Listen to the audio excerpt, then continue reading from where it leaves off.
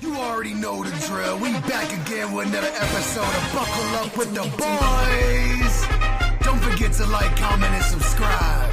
So strap on your seatbelts, cause it's all pedal to the metal from here. And without further ado, your amazing host, Drew Billy.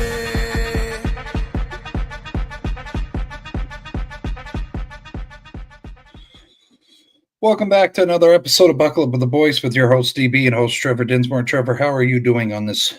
It's raining here. What's it doing in Pittsburgh? It was raining all day, but sun came out for a little bit. Got a little walk in, as you can see here. Got my blinds open and some natural light coming in. No better light than natural light. And it's really kind of dividing the room here. You can kind of see where the light cuts off and it's dark over here. Probably going to get darker as time goes on. But I did want to start this show by doing two things. One, I did want to wish everyone a happy International Hummus Day. As you know, hummus, Middle Eastern dip made out of, I think it's, chickpeas or something? Very good. Yeah, very good. Use it with crackers, use it with pretzels and the like. And of course, bring out the icy mango in honor of all the mothers for Mother's Day. I hope everyone enjoyed their Mother's Day. I know my mother in particular got a little tipsy and drunk. I know that because I talked with her for 3 hours on Sunday.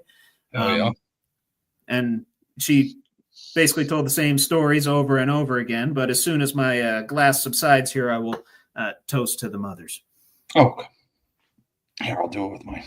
Yeah. Oh, you got a beverage over there, my friend? It's got coffee, but coffee will do. Decaf or regular? Oh, wait, caffeinated. Oh, yeah. Caffeinated? Okay. All right. Yeah, she's a little foamy, but, you know. Look at that.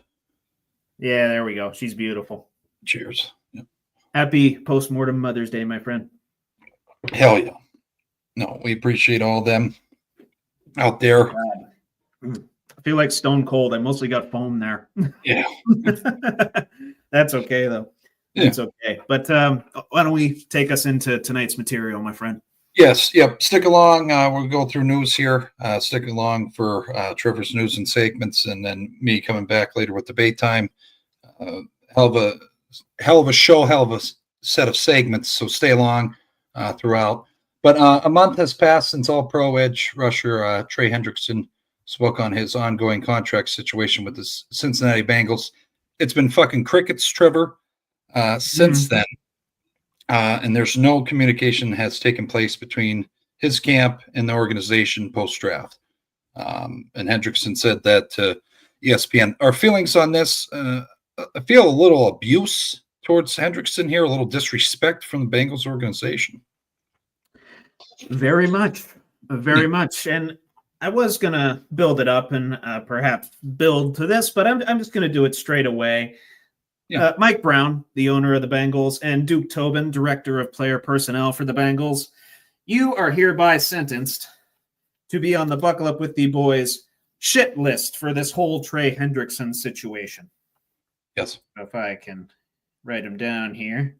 Duke D-U-K-E, like the school. Okay, got it.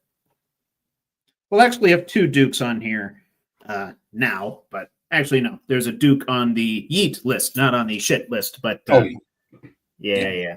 Might be able to see that. What the hell's taking so long? I don't know. What are we doing here?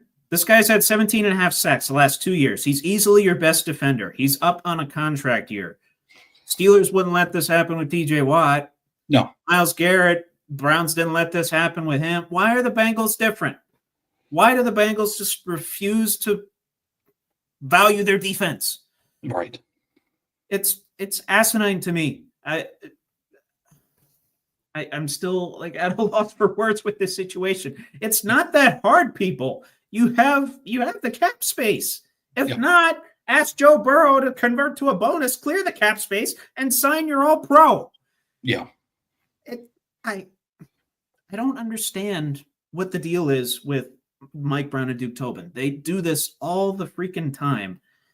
And literally, Joe Burrow is the one thing. Well, Joe Burrow and Jamar Chase, and the talent on the field is the one thing keeping them from sinking into irrelevancy. Because if Jamar Chase didn't go off with the Triple Crown last year and the Bengals didn't score, 40 points a game, they were largely going to be irrelevant, right? Imagine they had an average offense last year. They would have maybe won 4 or 5 games. Easily. Wouldn't have been good. Would not have been in playoff contention at all. Mm-mm. The play on the field from the quarterback, the most valuable position in sports. They got that right. You got to have a blend of both here. You can't be giving up 30 a game. Yeah. Which, the best way to do that, piss off the best defensive player you have. Yeah, right. Yeah, no, and just to give more substance to the conversation, he's been a model of reliability and production since joining the Bengals. He's played in 65 games and recorded 57 sacks over the 4 seasons for them. I don't see why they can't get the goddamn deal done. It's the point. It's not an age issue either. He's in his late 20s, I believe. Yeah. 28, 29. He's got some good years left. Yes. Yeah. Like, I don't get it. And we're gonna keep talking about it until they fucking sign. I know. Maybe that's the plan. I don't know. Maybe the social media team got in Mike Brown's head and said, "Hey, if you don't sign Trey Hendrickson for a while, you keep the attention on you." Yeah. No press is bad press, I guess. And who knows better than that than the likes of Mike Brown and I don't know, Bob Nutting. Yeah. No, it's a fucked up business model, but we'll see if they get the deal done, hopefully within the week here. But another news here, Cam Skattebo was interviewed during his first, where the hell I lost, rookie camp last Friday. Trevor, we were talking before, I thought he was cocky, but I think he just believes in himself. He said to the reporter when asked how he felt about how the minicamp went, he said, "How many snaps in the NFL have you seen me play? 0, right? I have proved nothing." He's going into this, going to work his ass off. They do have Devin Singletary and I believe Tracy, I forget his first name. Tyrone. Yeah. So, I mean, he's coming into a decent running back room, but I think he elevates the room. Feelings on him, his mindset going into his rookie camp here. To quote the great Bob Dylan, one of the greatest songwriters of all time, and I'm not quoting him, I'm actually paraphrasing him. "My loins, they are a tingling." And that is because I'm talking about one Cam Skattebo. You know how much I love talking about this particular hunk of meat that just happens to play football. Right. Just an absolute motor on a guy. Absolute motor. And like I said, just a big hunk of beef that is willing to bowl over everybody in his path. And I love the mentality.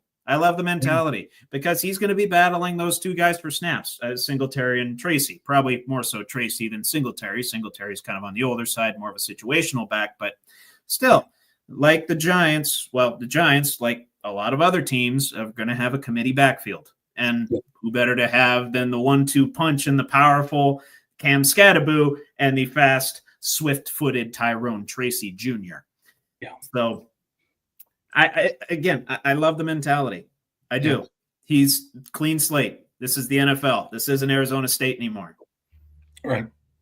Which he had all the reason in the world to come in and, anybody at this level has all the reason in the world to come in and be cocky and potentially ruin their draft stock so they get drafted in the 5th round. Right. But Cam Skattebo, media came to him and said, "I have proven nothing yet." Yeah. And yes, I know people are going to point out, like, "Hey, look at him compared to Abdul Carter." I'm like, yeah, I know. Those are 2 pretty big individuals. Now we're going to talk about Abdul here in a second, but yeah, Cam Skattebo, looking forward to his NFL future. I only wish that he was drafted by the Steelers. I really, really do. Yeah. No, he's we got a pretty good one though. We got a pretty good one in Caleb. Happy with that.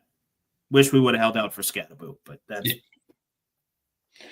we're excited to see where he goes. And I think he's going into it too. He wants to learn too, Trevor. More they don't have it in here, but watch the full interview. He's just trying to be a sponge right now and learn the playbook, learn from Dable. But it's what these rookie camps are for, my friend. You're not, you're not playing real football for another couple months. So right. Yeah, no, switching over to the Buffalo Bills organization here. I believe we did talk about it in February. So we're looking Mhm. 2 months ago. Mhm. James Cook came out of the gates very hot in regards to wanting to be paid $15 million per year. And then he doubled down again on Nightcap podcast. Shout out to them. I haven't watched them, but by saying, "Feed me the big bucks." That's a quote from when he was on the podcast.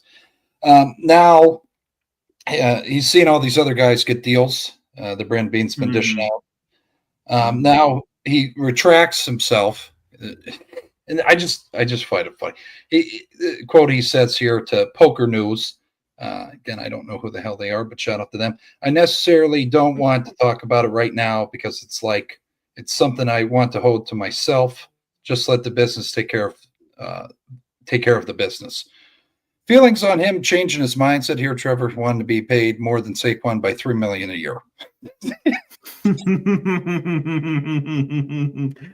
I think he's realizing that's probably not going to happen. No. I wish it would. I do. And I wish Saquon got paid more. Yeah. But as it stands now, you're kind of taking your foot off the gas when it comes to contract talks. And maybe it's just a sign, like you said before the show, maybe somebody spoke some sense into him or somebody gave him a little side eye. Yeah. Verbally or inverbally and said, hey, you still got some proving to do before you get paid the big bucks and get paid at the highest level of NFL running backs. So could be any one of a number of things. So anything I'm saying right now is just pure speculation. But like I said, running back position to me, undervalued in the NFL as a whole. And I think any running back should receive a little bit of a pay bump just for the wear and tear that they get. Same thing with James Cook and the likes of, Saquon Barkley, McCaffrey, all those guys, they deserve to be paid a teensy bit more. Just to, maybe that. Right. More than teensy bit. And just to put add more to this, you see him showing up for their mini camp in June? I don't know. We have a Le'Veon Bell. I don't know. Be a flip of a coin at this point. Okay. It's sounding like he was trending toward that. Okay. Just because he started, he put 15 million on his Insta story, and then he goes out on social media and on podcasts and says, give me the big bucks. And now he's kind of cooled off. It's like, it might just be a routine thing for him too. His mind gets on football at a certain time of year. So now it's time to focus on football rather than the whole financial situation. And could just be deferring to his agency too. Could just be leaving it up to them. Again, all speculation on my part here. Yeah, no, we'll have to see what happens with that. But we've seen good players use their mouths and talk themselves out of deals and out of a career.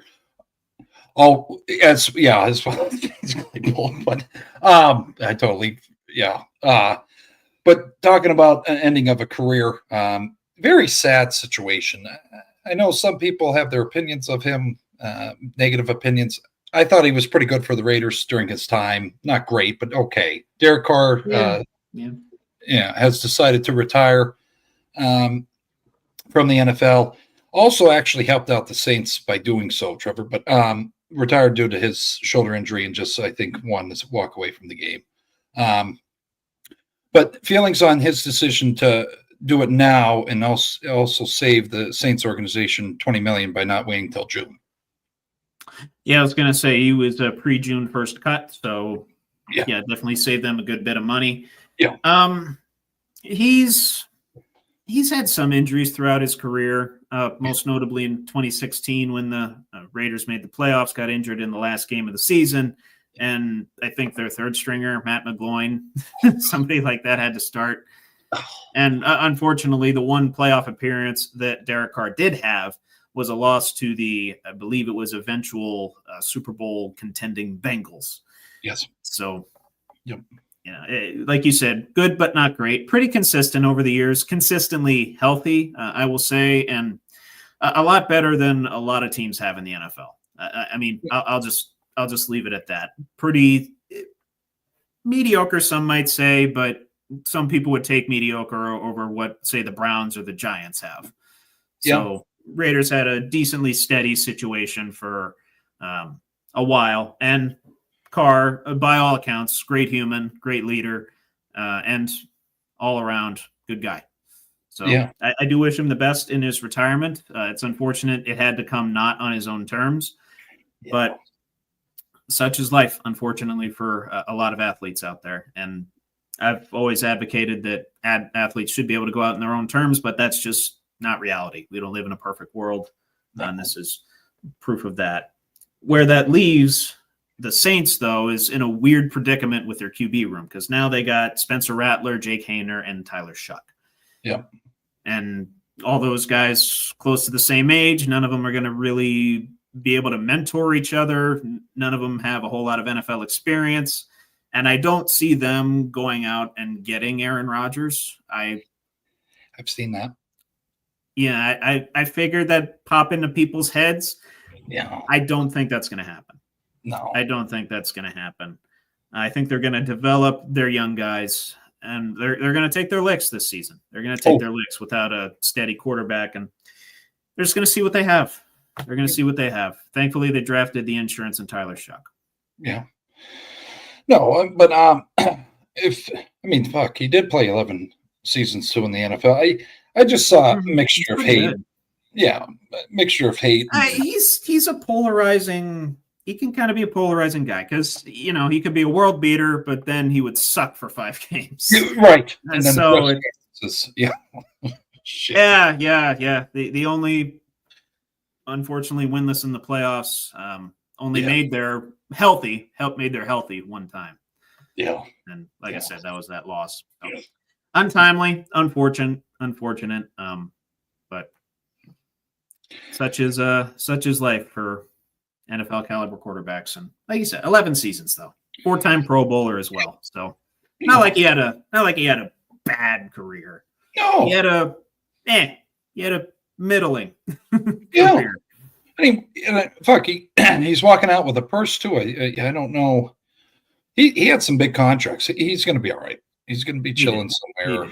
Good time. Quarterback market's been on the rise, especially since he started as well. So but switching over to you see the jerseys me and Trevor are wearing, probably took over the whole news outlets the whole past week. We're going to all of Pittsburgh.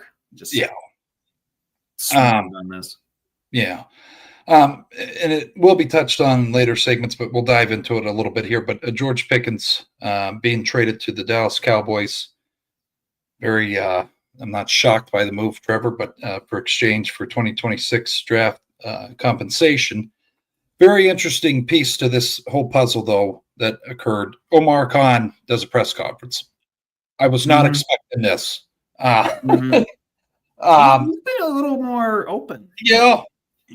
And he was talking. Don't know what to make of that, but he's,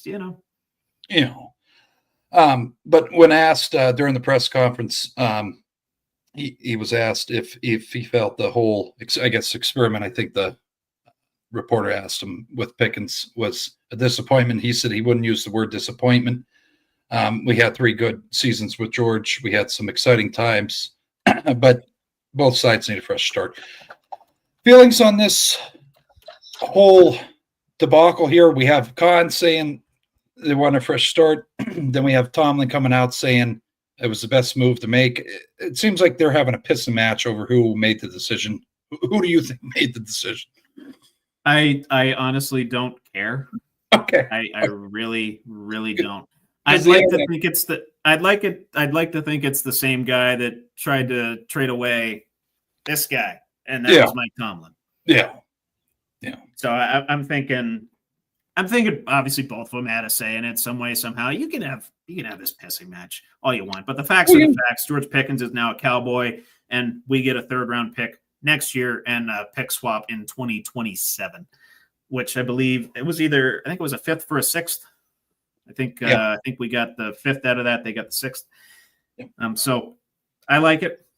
It gets and honestly, George Pickens proved me right when he went on X and said, and I quote, "They the cheapest organization, ain't no stacking year after year. They gonna let them N words with an A go too soon as it's time." Yeah. So just proving what the Steelers did right yet again. Getting rid of, well, I believe his Instagram tag is one issue. Well, that's one issue the Steelers do not have anymore. Right.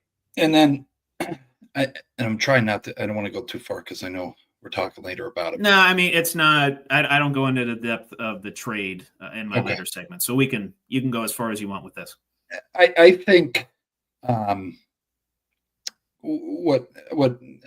a lot of people are talking about, if you look at Rodgers when he worked out, it was with Metcalf. Mm-hmm. Correct. I hope to God this decision wasn't just based off of maybe Rodgers' wishes in that meeting with Tomlin and Khan. I highly doubt that. Okay. That's all I'm concerned about. There's been on the field and off the field issues with Pickens. No, he's a head case. Yeah. No, flipping on the big thing with me. Yeah, that taking plays off. Oh, jogging. Oh, yeah. Not just blocking. Miming his routes, not blocking. Nope. Can't have that. Sorry. You don't put in the effort. See you, bye. You can go to Dallas. And I know that either Omar or Mike Tomlin said they tried to trade him during the draft. People would, they would field some calls or they would try to call other teams. Nothing materialized during the draft. And thankfully, who else to make a splashy deal but Jerry Jones? Go have fun fighting with CeeDee Lamb for targets, my friend. You're still going to be the wide receiver too, just in a different, shittier uniform. But he's used to I got to word this in the right way. He's used to working with big personalities with Michael Irvin. Do you think that's why they're open to this? They're like, oh, well, they'll tolerate it. They'll tolerate it. I mean, Zeke was a big personality. Oh, geez. Yes, he was. So, Micah Parsons turning out to be a pretty big personality as well. They're willing to. It's America's team, man. They're willing to take that on if it means they draw money. Fuck. And not most of the time, but if you were to tally up how many America's games of the week that Dallas gets, it's probably more than any other team. Yeah. Probably. Yeah. They are America's team in the fact that they are filled with head cases. Yep. Yeah. And the lead head case right at the top of the organization. Yeah. We love you, Jer. Fucking yeah. I do love his accent. What he brings to the organization. We're going to evaluate the whole sun coming in from the windows, and we'll make sure that's not going to happen anymore. I remember getting this alert on my phone, and I had to go out to my car, and I just was like laughing my ass off because when I saw the Cowboys, I was just like, "What did Taylor have to kick you out of the house?" No, when I was down at the office. Okay. No, you'd been judged, and no, it was just like this makes total fucking sense. Like I was like having a full on like the one guy that would be open to a head case coming to their organization. It happened. I was just like, this is fucking perfect. It's beautiful. Job, Jerry.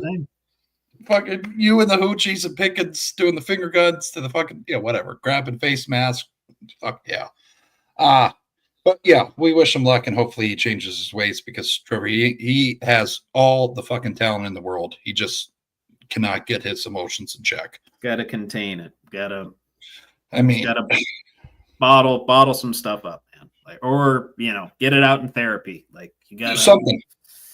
Yeah. Because I've seen over those 3 seasons, I've seen some of the most insane catches done by this man. So I hope he figures it out. But moving forward here, Abdul Carter, the number drama is finally over.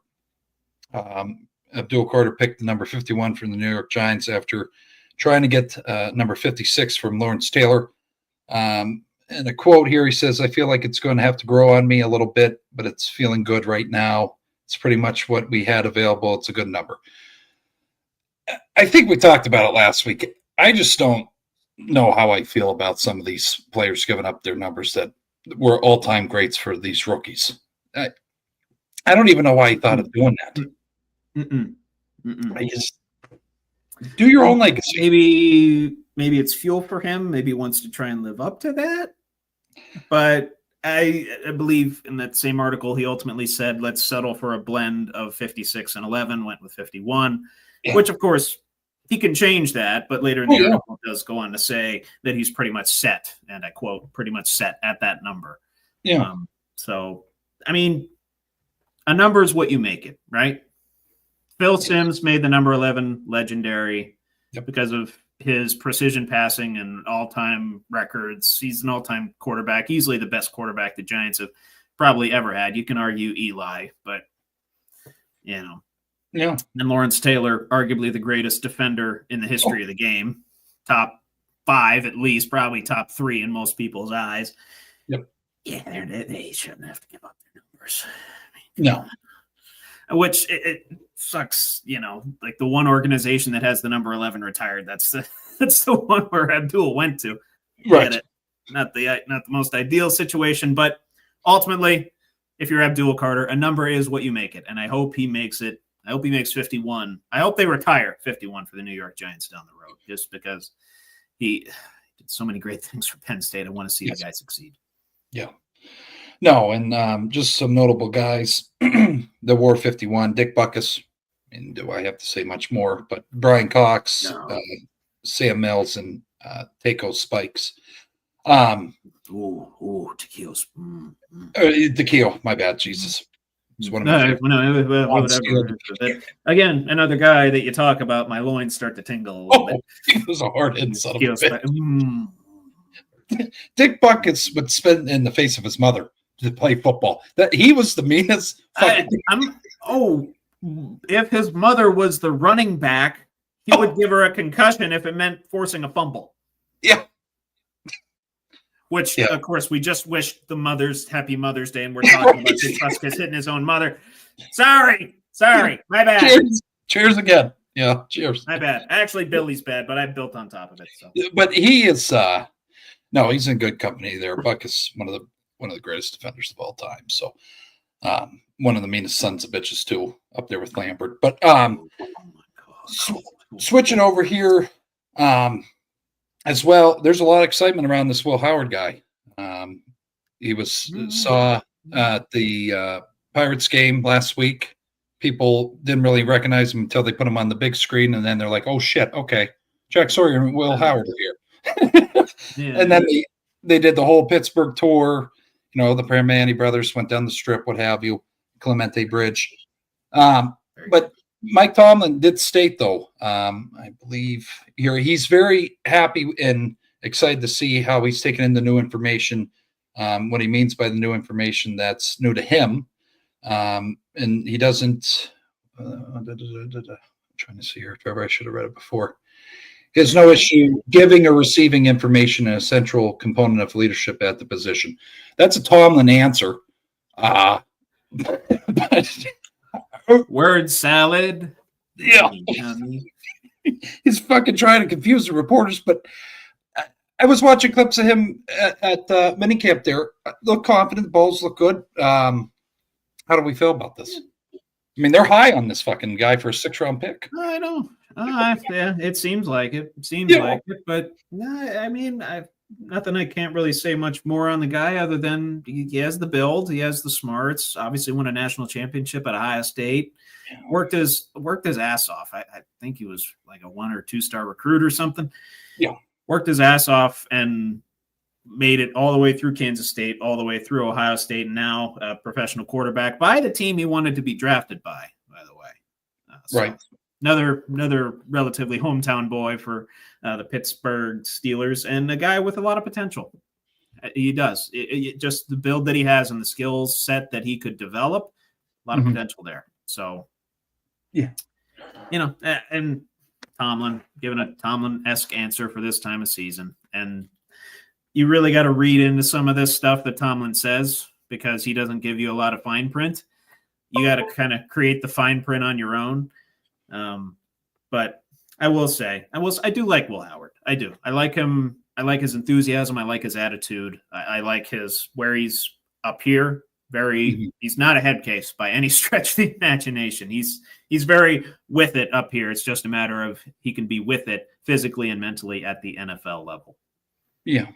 And I don't always like to give shout outs to other podcasts, but I do have to say this. If you're a Steeler fan or just a fan of football, I really think you should take time to listen to Will Howard and Jack Sawyer on Footballing with Ben Roethlisberger. You get to see two gentlemen that work their asses off and kind of lay it all out there with. I was very shocked how well they handled themselves. I know they went to Ohio State around media and shit, but you're in the basement of the guy that basically made the organization relevant for 18 years, and they're laying it all out there for him. So definitely watch that. That was a hell of a. I do have to watch that full episode. I did see clips, but the clips I did see, they were gentlemen. They were gentlemen. Yeah. And handled the questions well and very casual with Ben too. So. Yeah. They were not starstruck. But it's not like you and me would have been. I'd be shitting my pants. He's like, well, what, I forget what the question was. What other positions did you play and what made you want to be quarterback? Okay, shit right in my pants. Like the best of the best ask you, why'd you pick the position? Okay, Jesus. But yeah, that's all I had. I'll be back later with debate time. We'll go over to Trevor's news and segments here. Yes, sir. We're going to jump right into what's more likely. Going to intermingle sports with this first one. I think you'll like it. Okay, hell yeah.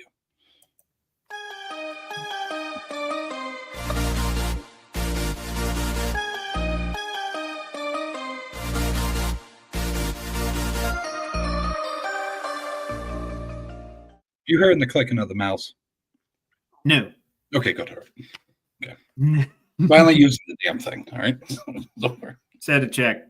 Yeah. And where's the little? Shit! Ribbon. I know I forgot something. There we go. Yeah, there's the ribbon. I don't have my mic tonight, folks. What's more likely with Trevor Dinsmore? It's going to be a kick-ass segment here. All right. Thank you, sir. Thank you, sir. Yes. Appreciate it. Yeah. So, like I said, intermingling sports with this first one, intermingling the George Pickens thing with the fact that the Mavs got the number 1 pick in the NBA draft. Obviously, rumors floating around what they might do with it. Are they going to Luka Doncic this thing, or are they going to do the common sense thing and draft Cooper Flagg? Yeah. I know what I would do. But anyway, what's more likely? The Mavs trade the number 1 pick in this upcoming NBA draft, or George Pickens somehow outpaces CeeDee Lamb in receiving yards in 2025?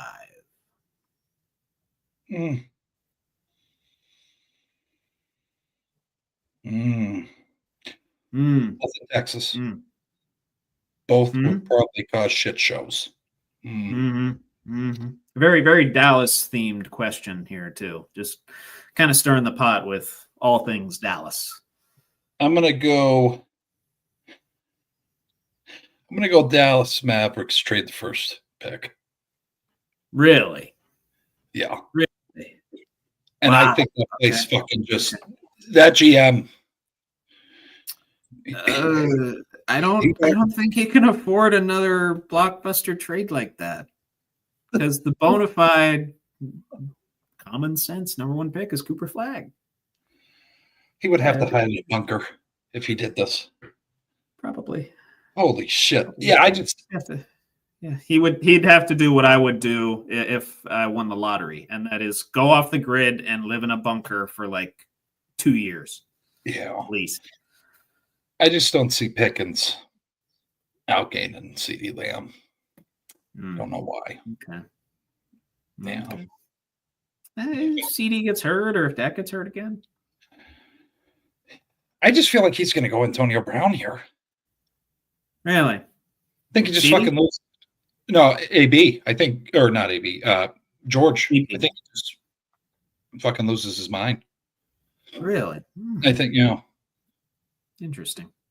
I'm scared. Yeah. You're scared. You're scared for George? Well, it's so, and I hate that we always somehow intermingle AB somehow. But like, if you look, he leaves the Steelers somehow. Tomlin, no one knew of this gremlin. Then he leaves, and then it's just like, holy shit! Like, I'm scared this is going to be the same situation with George. Like, shit's going to come out, and they're going to be like, was he like this for Pittsburgh? And Jerry's going to be like, we need to get him the fuck out of here. He's a problem child. I can't deal with it. I think that's what's going to happen. Shit starter. Very insightful. Yeah. Okay. Well, to be a shit starter myself, I will say George Pickens. Yeah. Without meaning CeeDee Lamb. There's no way that another trade in Dallas could happen, right? No. I mean, lightning struck once. Yeah. And then it struck twice with the Mavericks having a less than 2% chance of getting that pick. Right. Will lightning strike 3 times with the Mavericks organization in the span of 3 or 4 months? I don't think the city could handle That's like lightning striking once a month. That's not good. Yeah. You don't want it to strike you want it to strike like once a year. Maybe. Right. Once a year. You don't want it to strike 3 times. Yeah. But I wouldn't put it past Nico Harrison and the boys either. So we'll have to see how that goes. Fuck. Yes. All right. Anyway, more likely to be the lower total. I got a Bengals themed one here for you. And as I said before the show, I was going to save Mike Brown and Duke Tobin for the shit list for this particular question, but we'll toss the question out there. Sans Mike Brown and Duke Tobin. And I promise this will be the last time that I say Mike Brown and Duke Tobin on this podcast. Okay. You can call me out if not. And if you call me out, I will have to finish my drink. So more likely to be the lower total. Bengals points per game against next year for their defense. So Bengals defensive points given up per game or total wins in the NFC South. More likely to be the lower total. The NFC South, for reference, had 28 wins total between the 4 teams. And Trey Hendrickson, along with the Bengals defense, gave up 25.2 points per game in 2020. They really didn't make the moves they needed to make. I'm going to have to go with the first one. You're going to say, what's going to be lower? What's going to be lower? Oh, I'll go with the wins then. NFC South, yeah. NFC South wins? Yep. Okay. Yep. Okay. I'll be a devil's advocate and say Bengals points per game. Some way, somehow. With I got to see the schedule that they have as well. But did briefly look at it. Don't remember everything from it, but I'll just say offhand, yeah, that was Bengals points per game. Just because I think the NFC South is going to improve. I think the Panthers have some room for improvement there. Saints, I'm very, very concerned about. Falcons, I'm really concerned about. But Buccaneers as well. I think they'll be same as last year, maybe like 10-7. And then with the Panthers improving, probably around the same win total. And if the Bengals are giving up more than 28 a game, that's going to be rough. Yeah. It'll be very rough. Yeah. Shit show. But yes. Now this one's more likely to be the higher total. So you can think normal now. You can recalibrate. Yep. Do whatever you got to do under that Southern tier hat of yours. Beep, beep, boop, boop, boop. Recalibrate. Recalibrating Drew Bailey. More likely to be the higher total in 2025. George Pickens sideline incidents or Steelers games above 500. Went 10-7 last year for reference, and I believe Pickens had 2. Yeah, I'll go Steelers. Steelers? Yeah. Okay. Yeah. Okay. I'm hoping Steelers. They're going to have him on a leash down there as best they can. In Dallas? Yeah. I don't think they're going to let him do.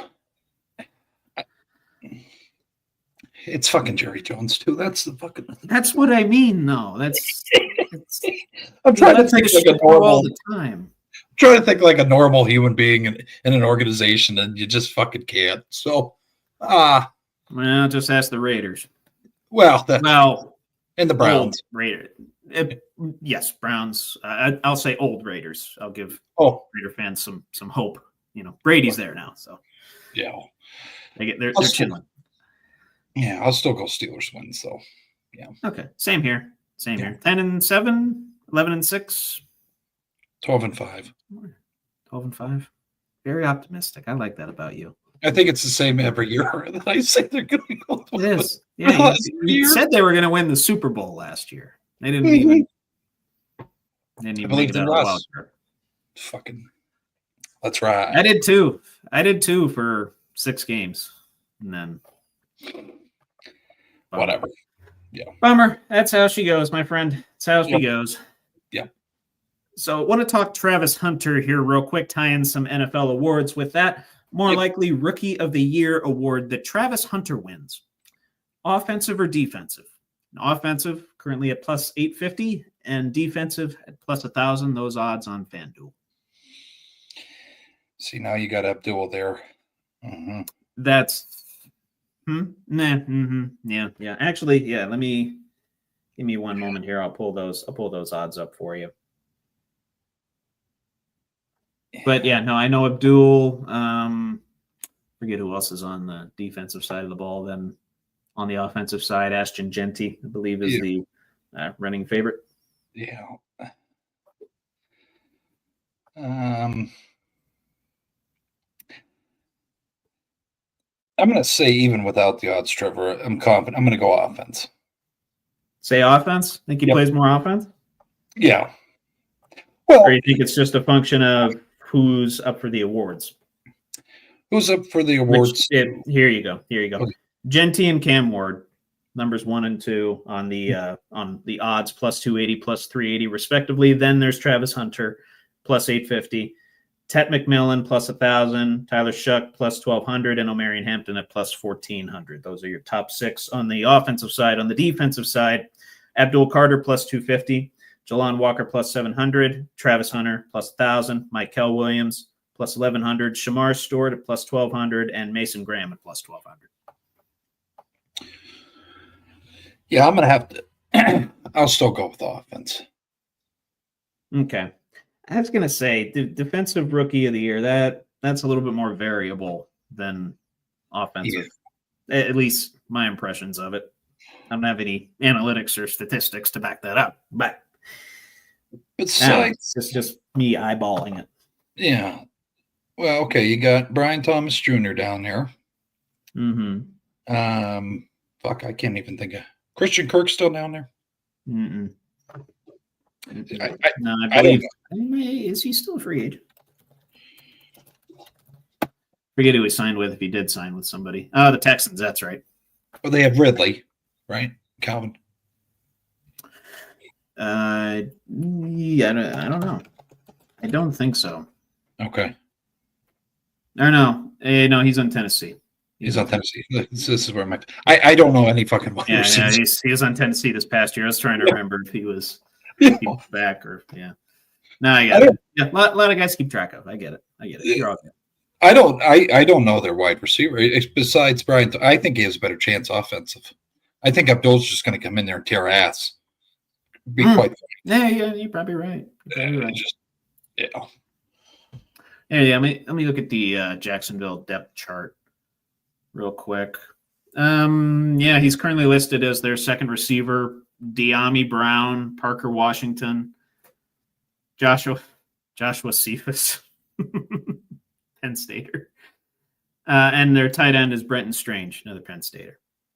Mm. Yeah, Okay. Interesting stuff. Or no, I'm thinking of Dante Cephas. My bad. Joshua Cephas went to UTSA. So clear that up.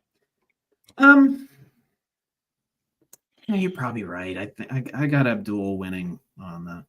I think he's just going to have more opportunities with Kayvon Thibodeau on the other side, or if they, God forbid, they line up on the same side, that'd be nightmarish. Right. Yeah. So, yeah, I'm with you. I probably got Abdul winning the Defensive Player of the Year. There's more room on the offensive side of the ball. I mean, say Cam Ward doesn't exactly work out for the Titans. Right. Ashton Genty, running backs running backs are hit or miss sometimes. Right. Although I think Genty's going to be a pretty big hit. Oh. I will say I am slightly more confident in Abdul to win defensive than I am Ashton to win offensive. Slightly more confident in Abdul. Yeah. So, yeah, for that reason, I'll say offensive as well. Yeah. Good insight, though. Good insight. Yeah. That. Yeah. So you saw Backlash, yes? It was a hell of a time. Yes. Match of the night would probably have to be that U.S. title match. No, that Fatal 4-Way: McIntyre, Priest, Knight, Fatu. Yep. Yeah. That was a show stealer, and of course, the pièce de résistance of the whole thing. Well, not only the debut of what was it, Jake Cobb? I think his name is. Yes. Cobb, I guess what it was. As perhaps a new addition to the new bloodline, quote unquote. Yeah. But the South of Heaven through the tables off of the sound equipment by Priest to McIntyre. Beautiful match. Most likely out of those four to win the Money in the Bank contract: Fatu, LA Knight, Priest, McIntyre. McIntyre. I think they're building this up because, dude, the guy just keeps getting fucked over. Like, right? Yeah. You know, 5 minutes 46 seconds. Yeah. Yeah. I hope he gets a chance, but I feel like, Trevor, this is what's going to be fucked up about it. He's going to get the chance, and then he's going to try to cash it in, and then he's going to fucking lose. Like, I just feel like that. And then we're going to be where we were last year at this time, and he deletes his socials and fucking loses his mind and shit. But yeah, I'll go McIntyre. I'll go with my main man, the one, the only. LA. Yeah. I enjoy it. Oh, yeah. He's had, I believe, a couple U.S. title runs now. Been at the top of the mid-card for a long, long time. Still a very popular superstar. I think he would be a good popular pick to win the Money in the Bank, get set up for a world title shot. Yeah. And who that's going to be against, I don't know, because Cena is retiring at the end of the year. Yeah. So that'll, he'll naturally just whether a new world title is brought on and Cena is the last real champion, or if the WWE Championship sticks around and is on someone else's shoulders. I think it's going to be Cody Rhodes. Please. You could have that. You could have that, or you could have the world title change hands a couple times. He could go after the world title if he gets drafted to Raw, or whatever. If he goes through the portal, I think they're calling it now. Yeah. To me, LA Knight too big a superstar to miss and not throw into the world title picture again. I know he had a great match with Roman Reigns, Crown Jewel, a couple years ago, so time to push him back up into that upper echelon of the main card there. Hell yeah. That's my thoughts. Yeah. That's my thoughts. And I want to make my shirt worthwhile. Fuck yeah. Yeah. Hopefully eventually get that signed by the man. I think that'd be cool. But anyway, that's all I got for this week's edition of What's More Likely. We're going to go straight to yeet or no yeet. Hell yeah. Let's get it up here.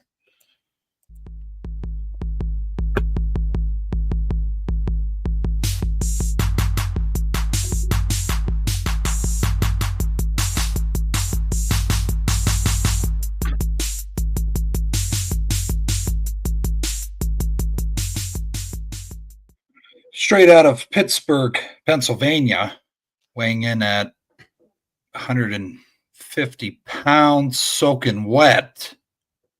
151? 155. 60. Oh, 160 pounds, soaking wet, from Pittsburgh, Pennsylvania. Trevor Dinsmore with yeet or no yeet. This is the Kurt Angle. Oh, yeah. Yeah. I was waiting for the you suck. You suck. Yeah, you should get a milkshake from Chick-fil-A. What kind of Jesus? That's kind of a stupid question. I think Doug's enjoying the beach. Okay, Doug's enjoying Myrtle Beach right now, and enjoying the beach probably means he took your advice last night, sat out on the beach in a lawn chair, and while it's raining, just drink tequila. Yeah. Yeah, bring some Cuervo or some Don Julio, whatever your poison of choice, and just have a time. Have a time. Yep. So international schedule came out today. Vikings actually have 2 international games. One of those is against the Pittsburgh Steelers in Dublin, Dublin, Ireland. I was a bit shocked by this because I thought it was going to be maybe the Packers or maybe the Browns, maybe you throw a division game over there. But I get it with like scheduling and everything. You don't want to screw up the home and away with the division. So given the situation, the schematics of the scheduling, the history between these 2 teams and how they match up stylistically, one more focused on the offensive side of the ball, one more focused on the defensive side of the ball, more of a passing attack from the Vikings, ground attack for the Steelers. Obviously, the coaching philosophy is very different. O'Connell, much more of a strategist and a guru. Tomlin, much more of a motivator and a leader of men. Yes. To me, the NFL got this 100% correct, and the Vikings are the perfect opponent for the inaugural game between the Pittsburgh Steelers and the Vikings in Dublin, Ireland. I would like the Raiders, but I'm going to go Yeet there. Just what? Okay. Super Bowl stat, Trevor? 9. 9. I mean, one of most offensive Super Bowls, I think, if you look back. I mean, it was 16-6 was the final. Yeah. If I recall correctly. Yeah. I mean, I'm excited to see O'Connell and Tomlin, duke it out and hopefully see TJ body slam JJ McCarthy. That would make my Sunday. Nice. Yes, absolutely. Absolutely. Yeah. Watch the JPJ Jets matchup. That'll be a good time. Yes. That'll be a good time. Joey Porter's probably going to get like 15 holding penalties, but it's all right. Probably slap him. Right. If they would have passed that rule that the Bills wanted, I think it was the Bills wanted. It wouldn't be automatic first downs all the time. I think that. Right. Yeah. I'll go Yeet there. I'm good with it. Excellent. Yeah. And I believe that game. Let me verify this once again. I have to. Actually, I can't really hold Instagram right now, but I believe is that September 26th. I think that's when that is. I even looked at the schedule today too. Right. Steelers, Vikings in Dublin.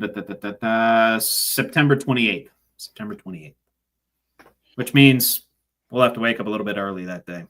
Fuck it. Yeah. We're either going to do one of 2 things. We're going to pull an all-nighter Saturday, depending on the college football slate on Saturday. Or we're going to have to actually not play video games until 4 a.m. Wake up early. Yeah. No, I'm not going to miss that. No. Nah, yeah, fair enough, my friend. So some news coming out in regards to some lead analysts in the game, in the NFL, and really in all of sports. Chris Berman, legendary SportsCenter host, ESPN figure, re-upped his contract to 2029, which means that he will be the longest tenured, not only the longest tenured, but the only 50-year tenured ESPN employee ever. Yep. On top of that, another piece of news coming out in regards to NFL Network's Rich Eisen, one of the founders of the NFL Network, re-upping his contract with ESPN. And from my understanding, he's just moving his show to ESPN programming. I don't believe there's any loss of employees or anything like that. As it stands, ESPN is looking to buy the NFL Network, so they just brought him along. Yep. It's a logical step in the process. So yeet or no yeet to these 2 ESPN wonderlings? Berman, he gets on my nerves sometimes, but I'll go yeet. Berman? Berman? Yeah. What? Fucking like Berman? Yeah, that's just. But I like Eisen. I like the direction ESPN's going because you got McAfee now, talk show, Eisen talk show. I think they're seeing, hey, we need to make it's getting stale with what the fuck do they got? Yeah. First Take, what have you. I think Get Up. Yeah. Shit like that. They'd have Around the Horn, but not anymore. Yeah. It was a hell of a show too. It's a fucking shame. It was good. It was good in its heyday. Yeah, it was very good. But I'll go with PTI. you. I do like PTI though. Pardon the interruption. Kornheiser There you and go. Wilbon. Yeah, Mhm. yeah.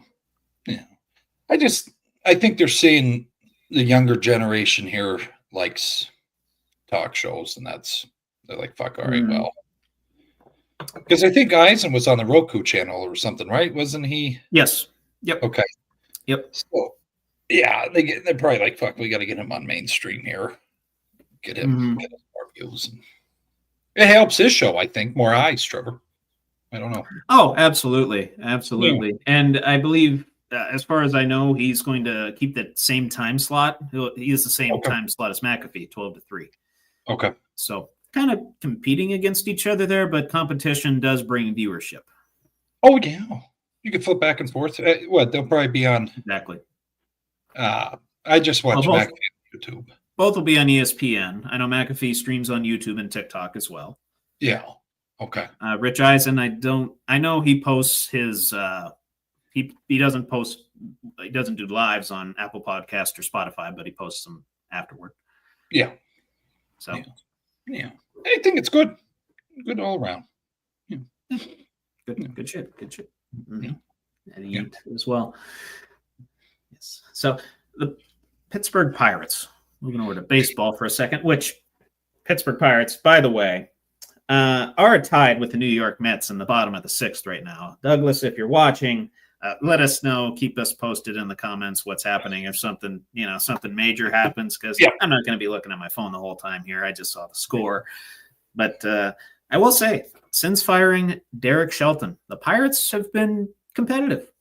They've been in entirely one-run games since then, won their first series in 2 weeks, and that was against the Atlanta Braves.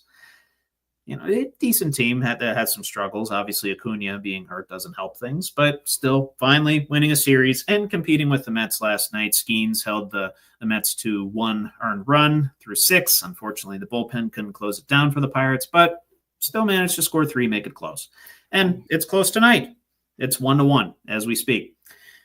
And the man behind all of that right now, Don Kelly. Yep. Don Kelly, native Pittsburgher.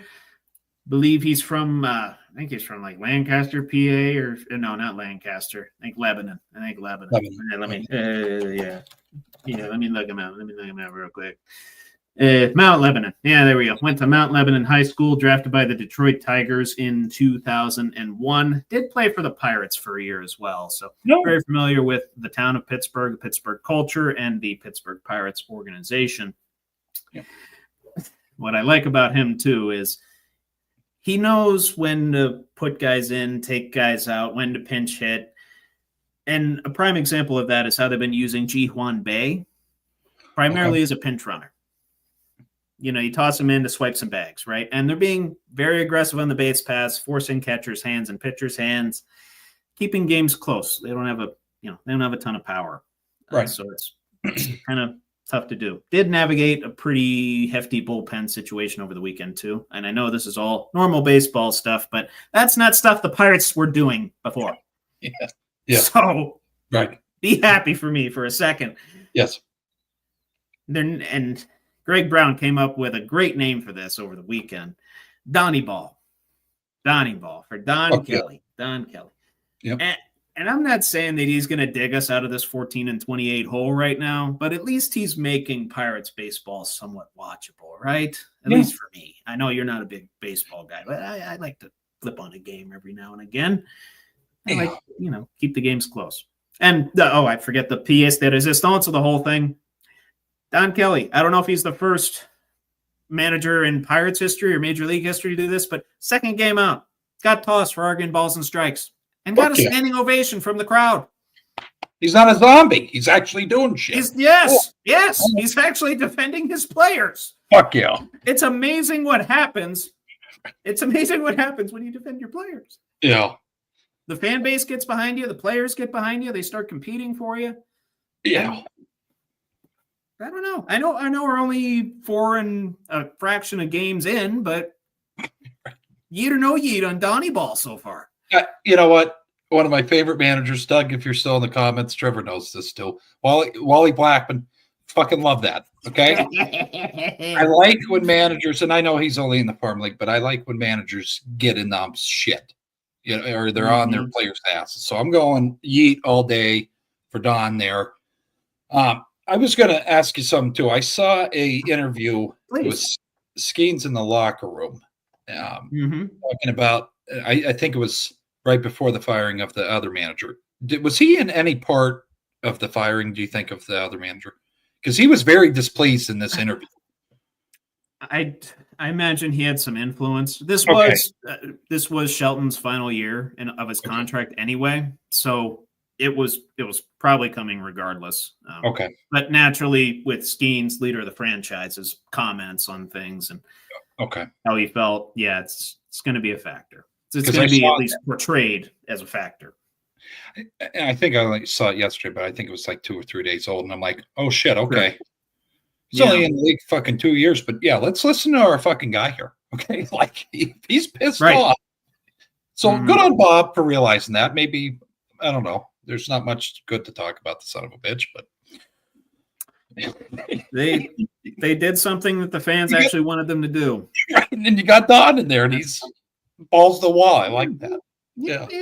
Doing all right. Doing okay. I mean, okay. 1-1, top 7. It's still 1-1.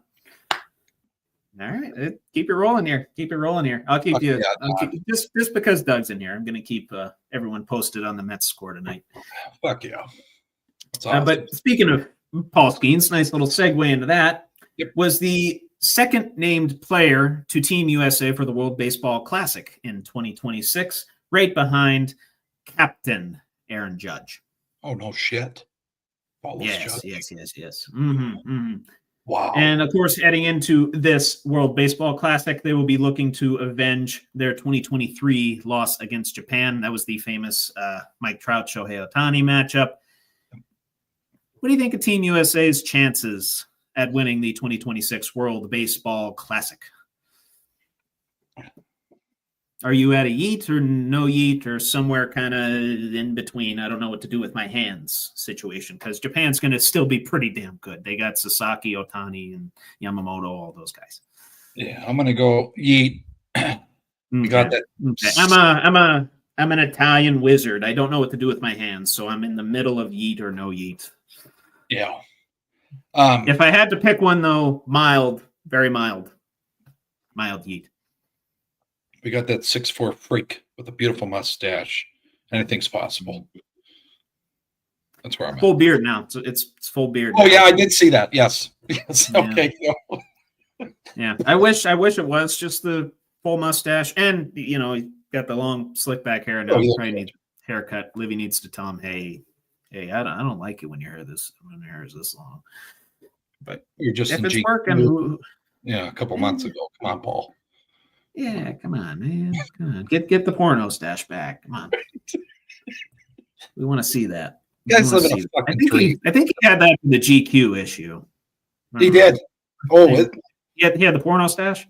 Oh, yeah. Okay, good. It's a beautiful piece. It's a beautiful follicle piece right there. And he had that blazer on and it just popped. It's like light blazer, dark mustache. Yeah. It's not that hard, people. It's not that I thought hard. I was looking at Pablo Escobar. My apologies. I was looking at a fucking G. He's not moving cocaine though. He's moving fastballs past hitters is what he's doing. He's throwing a white substance, but it's in the form of a baseball and it's throwing it past the best hitters in the game. Right. Shit. Yes, right. Yes. This one will tingle your loins, Billy. Yeah. And by tingle your loins, I mean probably piss you off. Yep. Going over to the WWE world, Dom Mysterio. Yeah. Yeah. As in, yeah, or like just you don't want to talk about this? Like just get Band-Aid, get it over with. As it keeps going here, I was like, I really want Penta to fucking beat him. Didn't happen. But yeah. But I'm okay with it. Sorry, keep going. Yeah. Okay. Dominic Mysterio on the night that he won the title said he will be the greatest Intercontinental Champion of all time and the greatest Mysterio of all time. Yeah. I think he's well on his way to doing that. Yeet or no yeet? No. No yeet. No, I can't even do a full out. It's same. By the way, same. He's not there yet. I think the kid's a future world champion. He's got the talent, the charisma. He's got the attitude too, and he's gonna have the love of the fans at some point as well. So eventually, maybe, but now he's still a cocky little shit. Well, I think and I think other enthusiasts of WWE maybe have already probably said it and see it. You probably do yourself, but he has the Eddie swag. Yeah, the little, I'm going to do, cheat, lie, whatever, steal. But then you have the other side, the athleticism of Ray, who didn't talk shit. Really, he's just high flyer. Those two that's a fucking lethal combination. I mean, I will say that because before they're like, he's only in there because he's Ray's son. He's making a name for himself. Indeed. So, Indeed. I'll give already got a nickname too. Already got merchandise flying off the shelves. Yep. I do like his fucking coat. That blazer or whatever. Like that? It's badass. Yeah. I like the what do you call those things? The fringes, like on the boots and on the I think they're on his waistline too. Yeah. Yeah. I don't get nice little homage to his real dad. Yeah. I don't get the whole t-shirt thing around the waist when he's wrestling, but that's maybe he doesn't want to show his dick. I don't. Oh, what the hell we have here? Oh, Dakota, I did see that. Yeah, I honestly kind of wish I went just to get a pair of those Yeet glasses. Those look cool. Yeah, they have yins on them. Is that what? Yeah, yins. Yeah, they said yins instead of Yeet. Yeah. Good shit. But no Yeet. Probably on sale somewhere. I got it. Yeah, no Yeet. Oh, well, I'm at that too. I think I'll get there though. I like him. I like him a lot. Yeah. At some point. Right now though, he's got a little ways to go. He got a little ways to go. Yeah. But anyway, that's it for Yeet or no Yeet. I'm gonna move on to on a scale of 1 to 10. Are they fucked? Hell yeah, let's do it. Dakota. Dakota, I get a hold of you here too. I think I messaged you on Facebook, but if you're still here, about the basket he got, Trevor. But here we go. Okay. Here we go. Got you.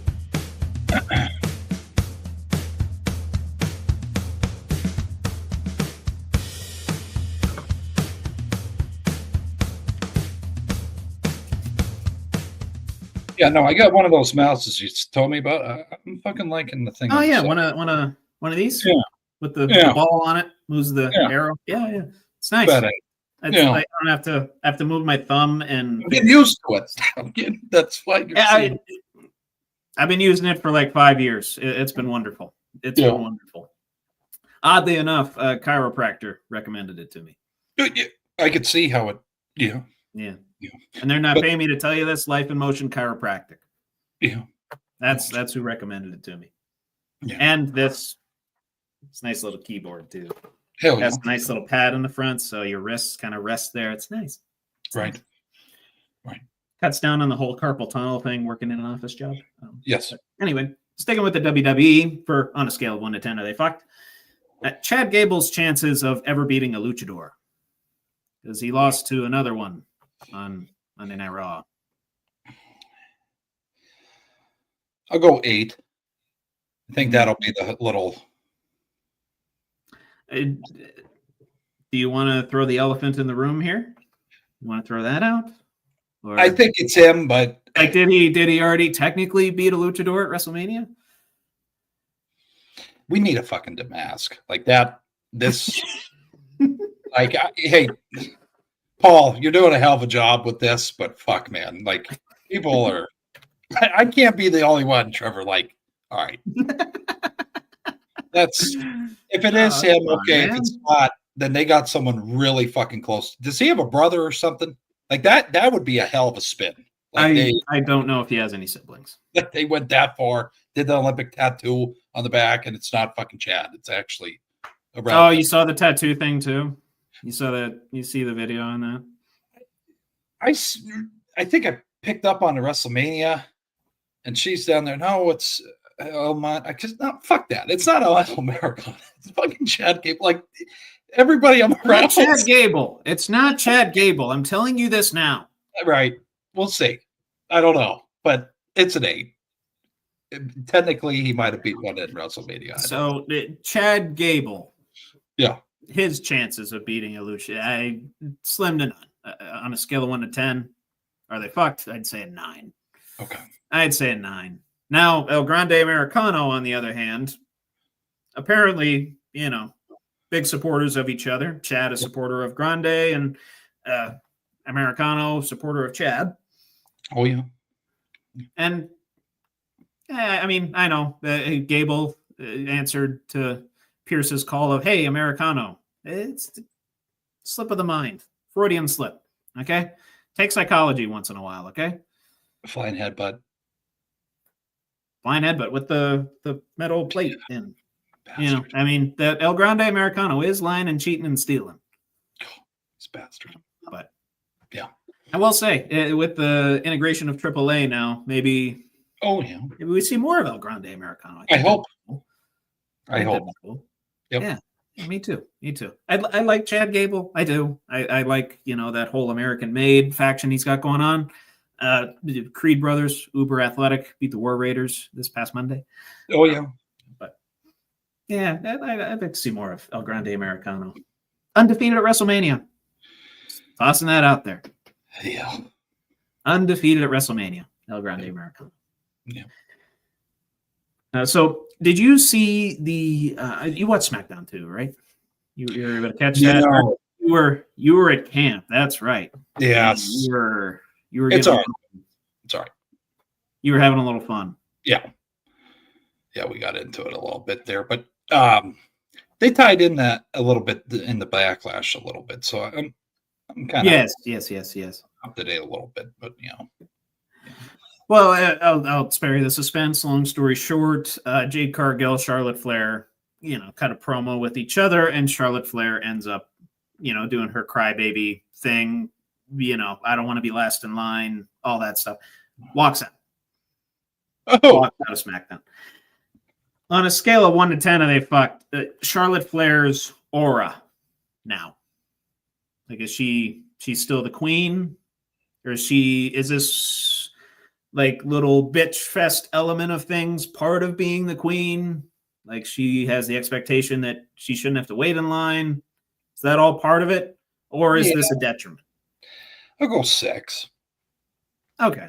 I was at a 4. Yeah. I was at a 4. It's her character, right? Yeah, I think you gotta. If you look at history, Queens. We'll go, yeah. We'll leave it at that. But yeah, no, I think she's okay. Okay. Rick, she's kind of doing what Rick did at the end. They have a fucking heel. Yeah, dirtiest play in the game, right? Oh, fucking flop it on the mat. I miss that shit so bad. Doing the ball. Oh, I know. Yeah. Yeah, that was good. Yeah, but yeah, I'd say 6. Yeah. Gotcha. Yeah. No, I'll stick with a 4. Okay. So, talking about the Boston Celtics here, real quick. Unfortunately, late in the fourth quarter of a game in which Jason Tatum actually he did pretty well. I think he had like 38 points and had a double-double, I believe. Unfortunately, Celtics did fall down 3-1. And game 5 tomorrow night. Knicks could close this thing out in 5. I didn't think I'd be saying that, but they could, especially with Jason Tatum now confirmed being out with a ruptured Achilles. Already got surgery. You said that. I was that quick. Oh yeah, very quick. In for surgery, out, and he's actually looking to be back for the start of next season. And it's a ruptured Achilles. Bear in mind, it's not a torn. It's correct.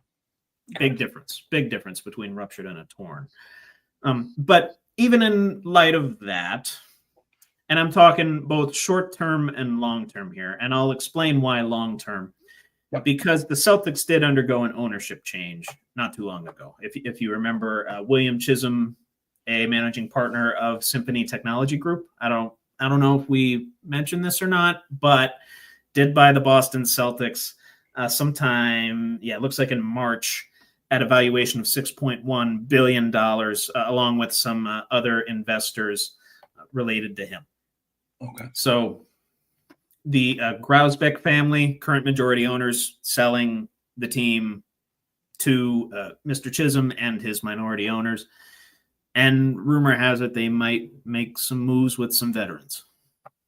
And I'm talking Drew Holiday, I'm talking Tingus Pingus, Kristaps Porzingis, and Jaylen Brown's name has even been thrown out there. I did see that. Yeah, so it could be some long-term ramifications of potentially the end of this run for the Boston Celtics. So both in the short term in this playoff series and their chances at the finals, long-term as an organization with these potential trades and the direction they might go as an organization, on a scale of 1 to 10, the Boston Celtics, are they fucked? I'm going to go an 8. Saying an 8. Okay. Yeah, for sure. Well, it's shitty, and I'm enjoying it. I'm not enjoying the injury. I'm enjoying the demise of the Celtics. I got to make that clear. You're enjoying the results, not the methods to get there. Yes. Correct. Sixers fan, me too. Correct. Yeah. Watch the play. You see it, check up, and it's like, no one's around them. Fuck. I don't want that for anybody. No. Yeah. Ruptured is better case scenario than tear. I will say that. It's just a bundle mess right now. And like I said, already got into surgery. It's a much shorter timetable. Yeah. But to have your best player get banged up and then you have, hey, we're probably going to lose this and we're going to blow this fucking thing up. Holy shit. Like that. Well, believe Drew Holiday is on an expiring contract, as is Tingus Pingus. He's a goofy son of a bitch. Kristaps Porzingis. Yeah. Kristaps? Oh, yeah. He's interesting. Yeah. He's interesting. I wouldn't fuck with him. But yeah, that's where I'm at with it. None of those guys. Well, I remember he got in a bar fight like 2 years ago, just bloodied face, and he's still swinging. I'm like, who's fighting him? I was drunk and stupid enough to fight it. Anyway, I'll say a 6. Okay. I'll say a 6. Okay. Just because of the unknown factor, the uncertainty factor. Like, obviously, there's rumors that Chisholm and the new ownership group, they might blow things up. Yeah. That's always the case when any new ownership group comes in. That was the case with the Commanders. They wanted, for different reasons, they wanted to put their fingerprints on the organization. Same thing might happen with Chisholm and his crew there. Correct. So, but at the same time, they kind of got a good thing going with Brown and Tatum. They just might want to keep that going and plug and play pieces elsewhere. Just keep the foundation. Yeah. So, I mean, I could see that as well. And obviously keep Mazzulla around as well. Yes. So, because as much as I despise the Celtics, Mazzulla's one of my favorite NBA coaches right now. Yeah. So, yeah. But so I'll say a 6 right now. I'd be a little bit worried if I were a Boston fan. Oh. And if this thing ends in 5 too, that only accelerates the rumor mill and the whole process of the change of ownership and everything else. Shit show. Yeah. So could be a rough go of it. But anyway. So quick update for you on the NBA draft lottery, which happened the other night. Mavs had the number 1 overall pick. Yep. As I mentioned earlier in the show, they had a less than 2% chance of getting that number 1 overall pick. Right behind them, the Spurs, and the 76ers. We got the 3rd pick. Yeah. Which, happy for my Sixers. Yes. Very, very happy for my Sixers. Yes. But at the same time, a lot of pissed off, say, like Jazz fans and Wizards fans that, we're hoping they would get the number 1 overall pick. And according to a source that shall not be named through Snapchat, a good friend of mine that researches his shit, No, you worry. He gets it Yes. from reputable sources.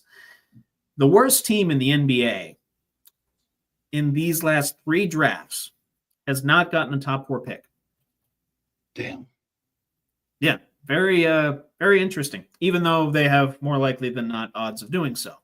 And Right. of course, there's the whole tie-in with the Luka trade this time around and slippery Stern-esque accusations going around with some people that wear tinfoil hats. Yes. But that being said, the lottery system is weird, right? Because you can still make the playoffs, technically. You can make the play-in, as we saw with the Mavericks. They made the play-in tournament Correct. and still get the number 1 overall pick.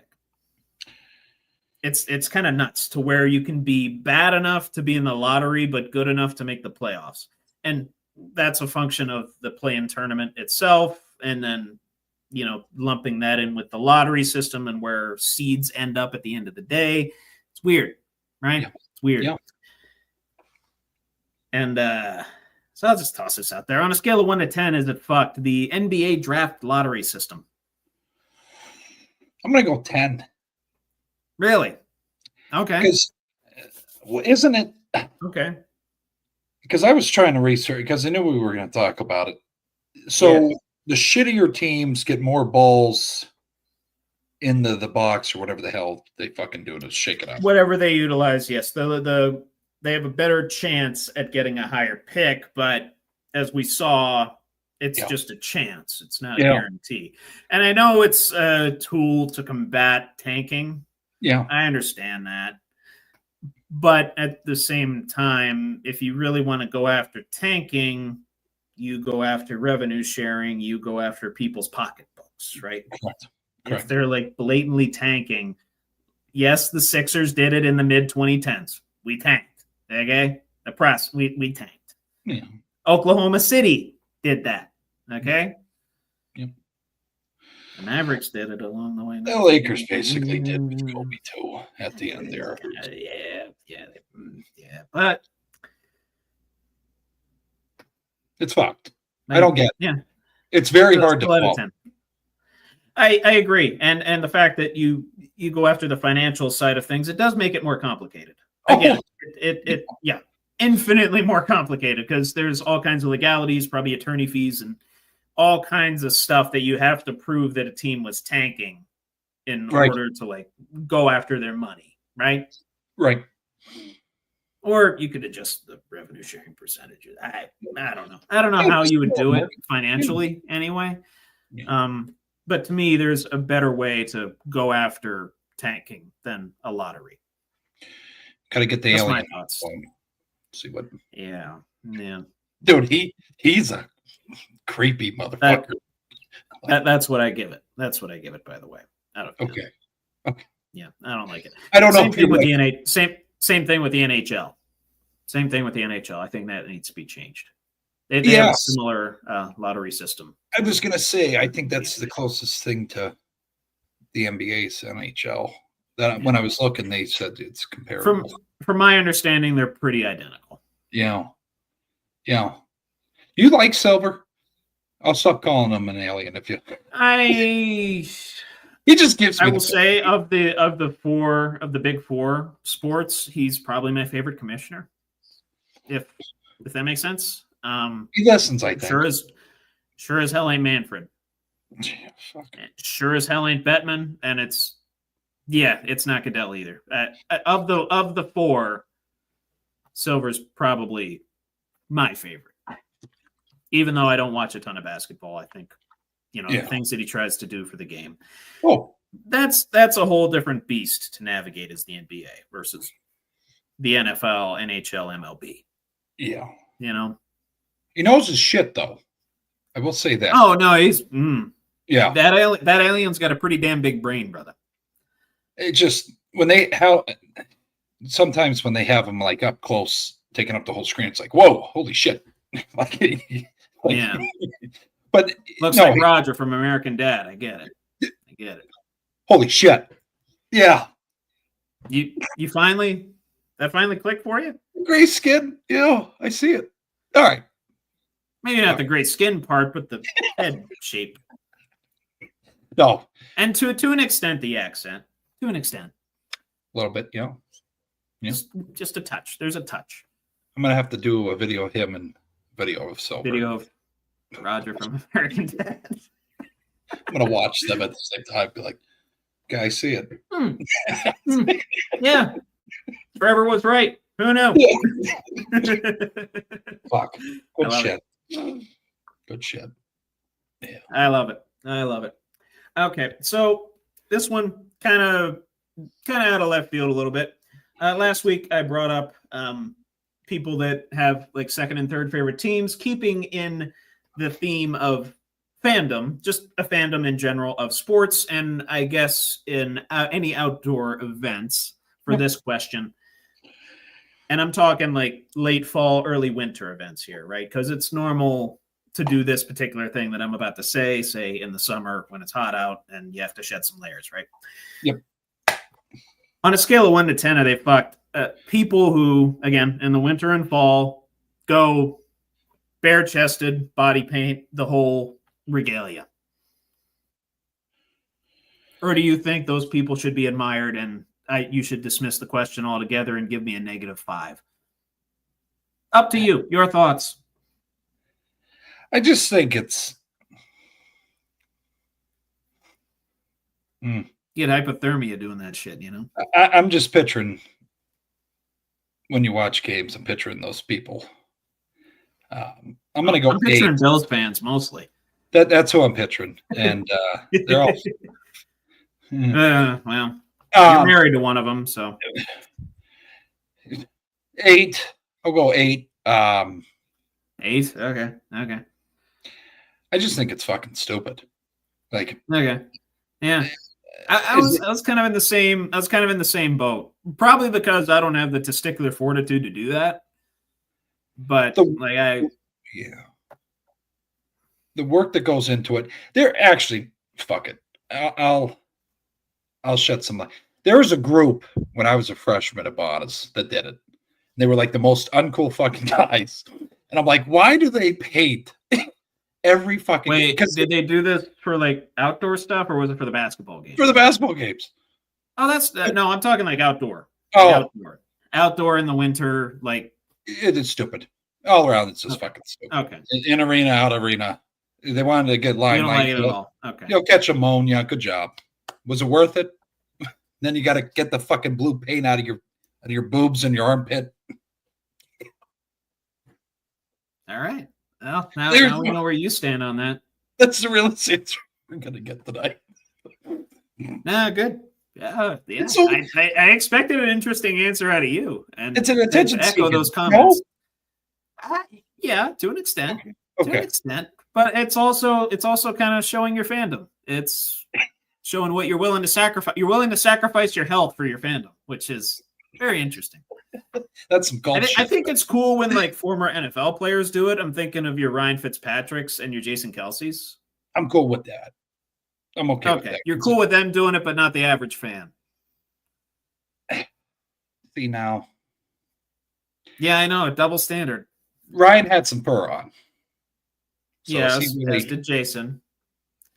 Okay, so let's add this caveat. If you have, I don't know, if you have a coat of fur on.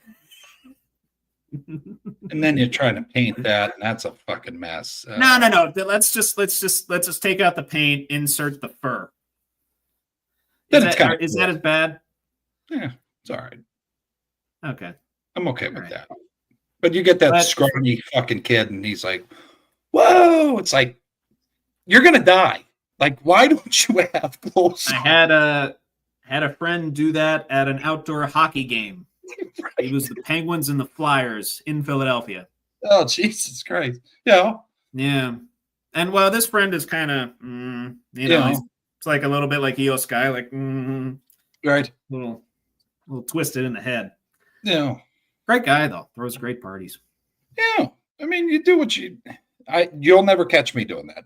I'm good. Nah, me neither. And for that reason, and for the sake of the full regalia question, like body paint, all that stuff. I'll say, yeah, that's a full on 10. I think you're nuts for doing that. Now, if you do it and you like wear a costume, like the Raiders fans do, Yeah, I think that's cool. yeah, I think that's cool. Like you throw on a full pirate regalia with the freaking shoulder pads and the Road Warrior spikes on it. Yeah, I'm down with that. I'm down with that. I'm cool with that. Yeah, you want to get dressed up, do your thing. Just taking off your winter fucking 3 layers and taking on the elements. Something not. Godspeed. And again, do that in the fall. That's fine. But like late fall into the winter, where your nipples will cut iron. No, thanks. No, fucking wind chill was like -10 at that game we went to when the Steelers played it. And I'm looking around, I'm seeing, you're going to fucking die. Like, this isn't like, oh, I'm going to be okay. No, like, your heart can't deal, like, you can't do that. Like, your body's going to go into fucking shock. Jesus. I don't care if you're 400 fucking pounds. It's something's going to get affected. I'll leave it there. All right. I rest. I think that's a good place to leave this segment. So that's where I'm going to leave it. It's up there in the top 10. So that was good. I like that.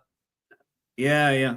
I came up with that one kind of last minute. I was like, And I know we're coming into summertime, so not really applicable for the season. Just something that popped in the brain, and throw this out there, get a good answer from Billy, and I did. Very glad I asked the question, and very glad you provided more insight on that question than you do our normal discussions. So that was excellent. I appreciate you, Billy. I appreciate you. All right. But anything else for scale 1 to 10? Or? No, that's it, brother. That's it. Okay. Here, I'll switch over to debate time, and then let's get this rolling.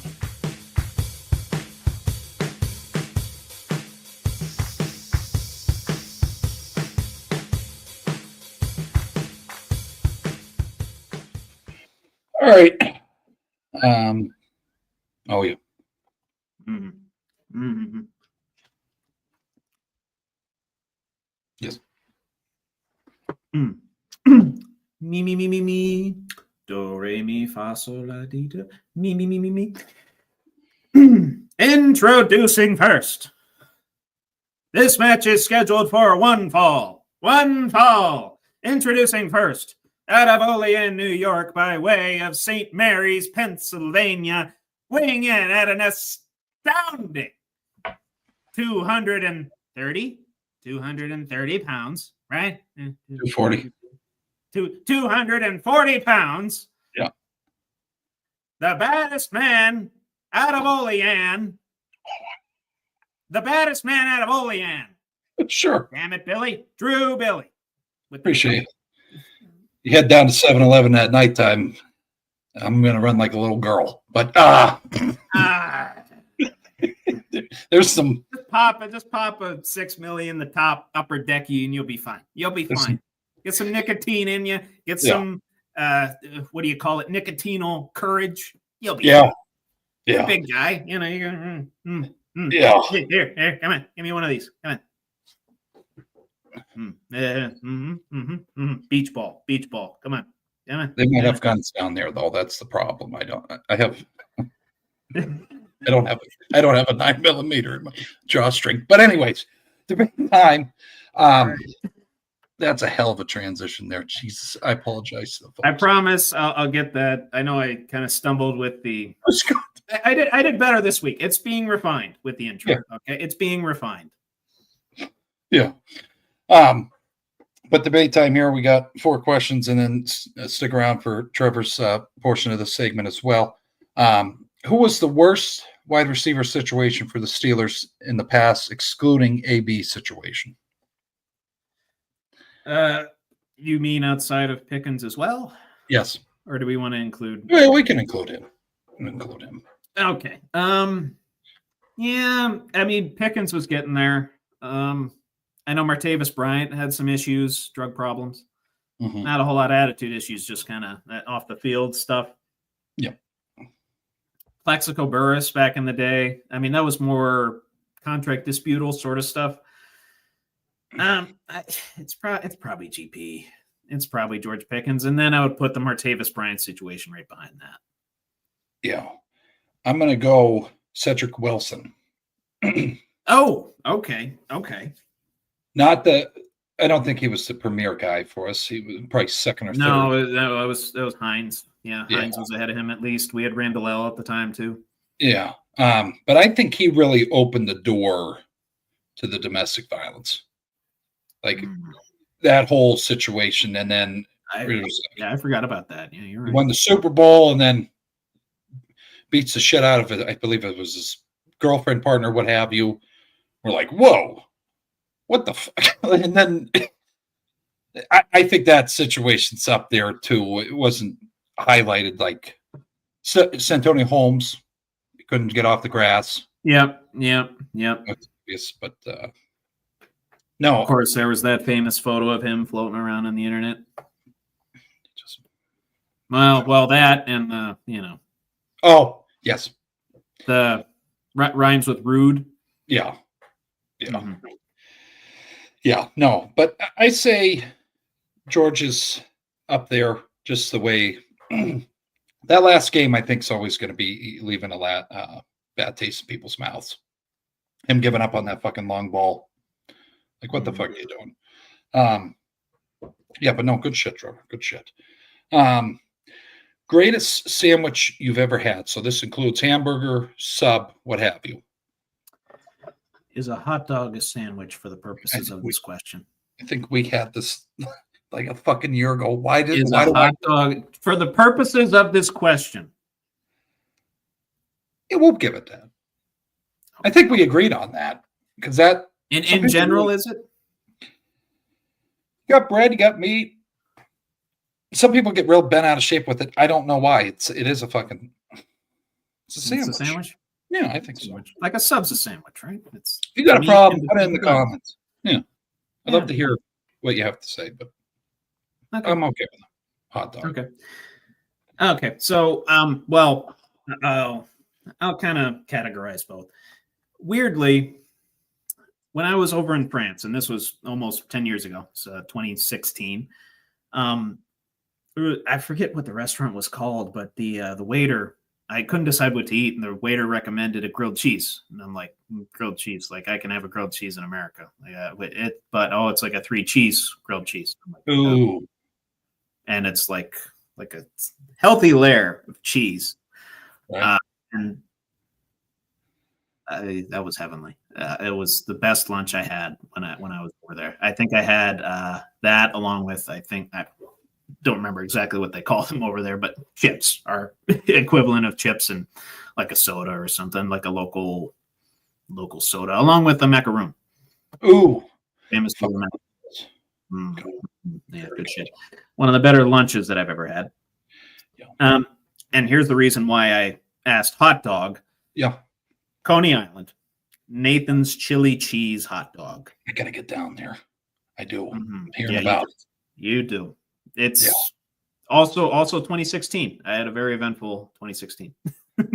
That was actually a senior trip for a senior year of high school. Oh God. We went all over. Obviously, we went to like One World Trade, the Statue of Liberty, 9/11 Memorial, saw all the sites, all that good stuff, and spent a day at Coney Island. Hell yeah. That's what I had for lunch. And then, of course, being a Pittsburgh guy now, I have to say my go-to Permane sandwich is the capicola cheese. Yep. Capicola and cheese, either light coleslaw or coleslaw on the side. Hell yeah. Probably light coleslaw, though. Yeah. I mean, I know some people say the Pittsburgher, that's fine. That's nothing against that. Nothing against that at all. No. But no, that was actually going to be number one's Pittsburgher. She had it. Okay. Yes. What the hell's all about? I said, she's like, this isn't really coleslaw. I said, well, I like the fucking sandwich. Okay. This is like, don't ruin this for me. This is one of my favorite. Pittsburgher's up number one, but I got to give a shout out to Hamburg, New York. Juicy Burger was the most unique burger I've ever had. Trevor had crushed tortilla chips on top of it, but also homemade buffalo chicken dip on top of a burger with pepper jack cheese. I said, Jesus, I'll get that. And Godspeed. I got to get back up there. That's number 2. But Pittsburgh is number 1 for sure. Yeah. We'll give a shout out to DeBella's The Godfather. The Godfather. It's a strong Italian sauce. So, your salami, your pastrami, your ham, all that good stuff. And they coat it in a little bit of olive oil. It's a little messy. But it's worth it. It's where the fuck is that? There's a couple in Pittsburgh, buddy. I got to get down there. I was going to say there's one at McCandless Crossing, a couple miles from my place. Come visit. I'll take you. Yeah, we got to go. We'll get you the guy. You just make sure to get some napkins with it. They got T-shirts there. I'd probably walk out with a T-shirt if they got one. Maybe you could ask. Yeah, you got a T-shirt back there. You might. I talk to the cook. I mean, the one I typically go to is actually downtown, which is I go to lunch there for my work. Oh, hell yeah. They don't have T-shirts in that one to my knowledge.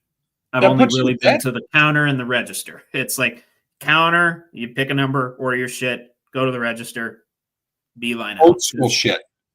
Oh, yeah. Fuck yeah. I mean, you can pre-order and stuff too. They have an app and everything. Yeah. Fuck yeah. Put you to sleep kind of sandwich? Depends how big a one you get. Okay.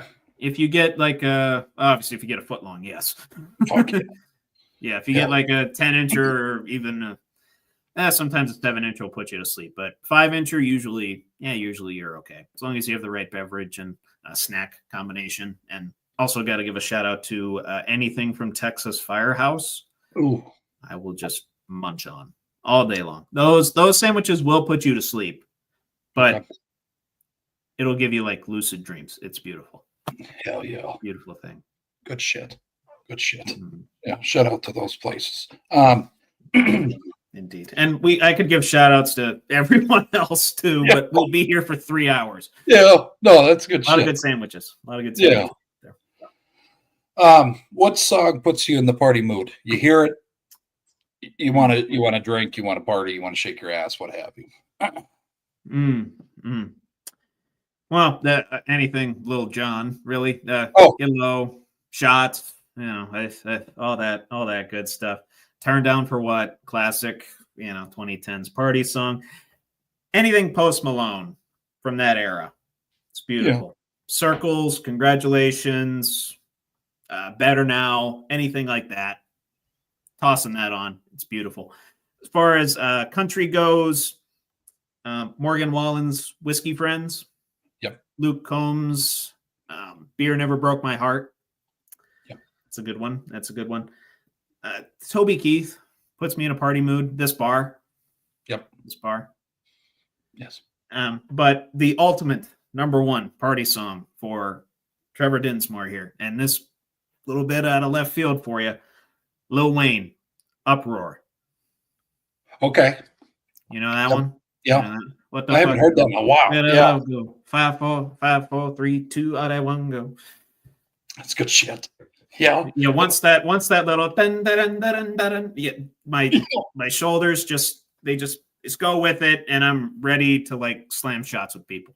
Yep. No, that's good shit. Mm-hmm. It's going to be a curveball here.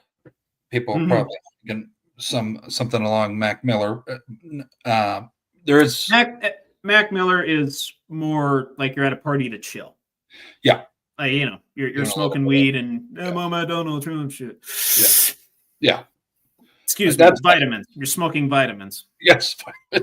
No, that's kind of my vibe song, but I'll go Doses and Mimosas, Chi Rub. Ooh. I hear that. I'm getting blacked out. I mean, I'm sorry for the kids out there that watch it, but I'm getting fucking stupid. Get that. Kickstart My Heart. If you follow us on Motley. But anything Kiss. Ooh. Okay. Throwback. I like it. Yeah. Oh, Detroit Rock City. That's and I put that on there too on our little advertisements and shit, and I fucking start bouncing in my seat when I'm doing the shit. But anything AC/DC, dude, Trevor. Hell's bells. I hear those fucking bells. Oh, They were just in Pittsburgh. I saw that shit, and I said, fuck, like, you run out of time. Hey. No, I get it. No, hey, we got a Raw to go to. Okay. Yeah, we got to get down there for that too. Yes. Yeah, and you're gonna have to get off for probably the whole day because they're doing a double taping. Oh no shit. Okay. Raw and SmackDown for the 4th is on that Friday, so they're getting the talent are getting the 4th off. Okay. July 4th. No shit. Okay. Yeah. And lest we forget, Dr. Dre, still Dre, anything Eminem, and with Snoop Dogg, gin and juice. Yes. Gin and juice. Yes. This is going to be a real fucking big curveball. Last one for me. Yeah. Notorious B.I.G. Big Papa. Oh. And you're looking at me saying, yeah, that doesn't fit. Just listen to the fucking song. Okay. Just, yeah. Puts you where you need to be. Don't repeat all of the words in that song if you're white, but yes, do listen to it. Yes. Yeah. Call me Big Papa. But so but last one for me. Cena's heel turn is more devastating than Hulk Hogan's now.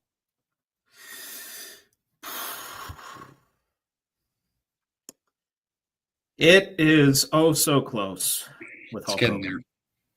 It is oh so close. We're like at the fucking tipping point here, Trevor. That's what I'm. I know. Interesting. You chose that phrasing too. Devastating. Yeah. Devastating.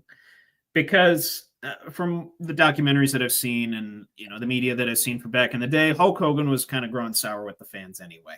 He kind of needed to turn heel at the time, but he was still viewed as the golden goose, the guy, the face that can never turn heel, right?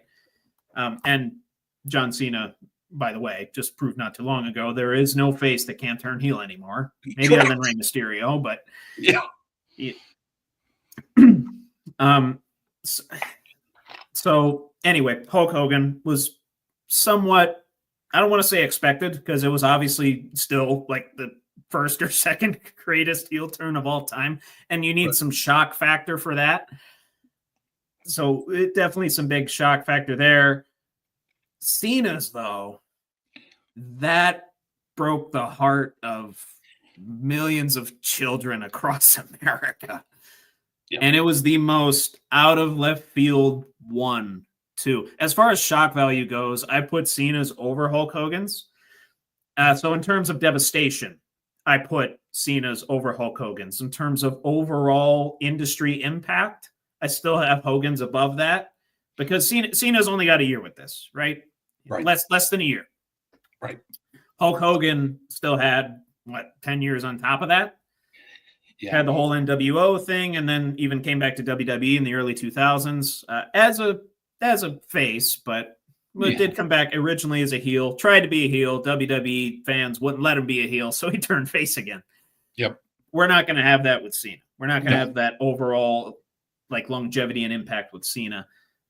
But his is more devastating in that greater shock value and, like I said, breaking the heart of everybody's children in America that watches wrestling and a lot of older gentlemen's and ladies' inner children. Yep. Including mine. Yes. Including mine. I called my dad. I thought I was having a panic attack. Like, what the fuck did I just watch? My hand was shaking as I was calling him. He's like, I don't know. I'm sorry. Yeah. And in part, I love both Cena. I did love Cena, and I think you always have love for Rock. But him being a part of that, it's like, fuck. Yes. This sucks. But I agree with everything you said. I can't really debate that. It's the truth. Because you had if he goes out with this whole heel thing, fuck. Like it I think it takes the title with him. Think he'll take the title with him? when he added Randy to this little tour thing here, I was like, okay, who's next that you're gonna fucking piss me off? Like, are you gonna pull Ray in? Like, if Ray gets somehow involved in this, I'm gonna be really fucking pissed off. I imagine you're still sour from that night in 2011 when Mysterio was the champion for an hour. Yeah, fucking hold on to it every day. I can imagine. And then I watched the clips of Dom just being a disrespectful little shit. But no, good shit, Trevor. Yeah. We'll go over to more positive shit here, hopefully. It is a little bit more positive, I will say. Okay. Right before I get into continuing the wrestling portion of this, though, was some late breaking news as we got onto the show here, and actually later in the afternoon. And somebody I wanted to throw on my Yeet list. Yes. Buckle up with the boys Yeet list, and that is actually Rob Manfred and the MLB. Yes. Now explain why. Wait, there it is, right there. You see it? You got it? Right there. Okay. I'm going to assume you saw it. Yeah. But announced late in the afternoon, the MLB lifted the ban on any banned players like Shoeless Joe Jackson, Pete Rose, those types that were banned from the game for life. Yeah. Lifted those lifetime bans as Manfred, I'm paraphrasing him, they've basically served their lifetime sentences as, their life is done. So that goes for any like posthumous inductions that were, guys that were originally banned, like your Shoeless Joe Jacksons, who was, one of the ringleaders of the Black Sox scandal back in the day, and Pete Rose, who unfortunately just passed away last fall. Yeah. But still, wanted to give that Yeet list shout out to the MLB. And to continue on, and real quick, did want to give a shout out to the family and friends, loved ones of Sabu. Unfortunately, passed away, the hardcore icon, legendary rivalry with Taz, and legendary spots, jumping off of chairs through tables, putting John Cena through an announced table even. And 60 years old, only 60 years old as well. Just had his retirement match earlier this year. So unfortunately, passed away very suddenly too. I don't believe any cause of death has been released yet, but do want to send our thoughts and prayers to the family, friends, loved ones, and anybody that enjoyed Sabu. I know I did. In my early days of wrestling. And in connection with that, I did want to introduce a new debate time topic, and that's Mount Rushmore. Yes. And I saw this particular Mount Rushmore on a podcast earlier this week. Forgive me, I forget the name of the podcast. If I find it, I will get that information to, either to you, and I'll expel it next week, or but anyway, Mount Rushmore of wrestling props. And this is other than title belts, because obviously title belts should be on everyone's Mount Rushmore. So outside of title belts, your Mount Rushmore, the four, not in any particular order, 4 wrestling props that are either your favorites or you view as the most important in wrestling history. Props. We're talking weapons too, right, Trevor? Weapons, structures, briefcases, or even something a particular superstar used, like the Boogeyman's staff, or the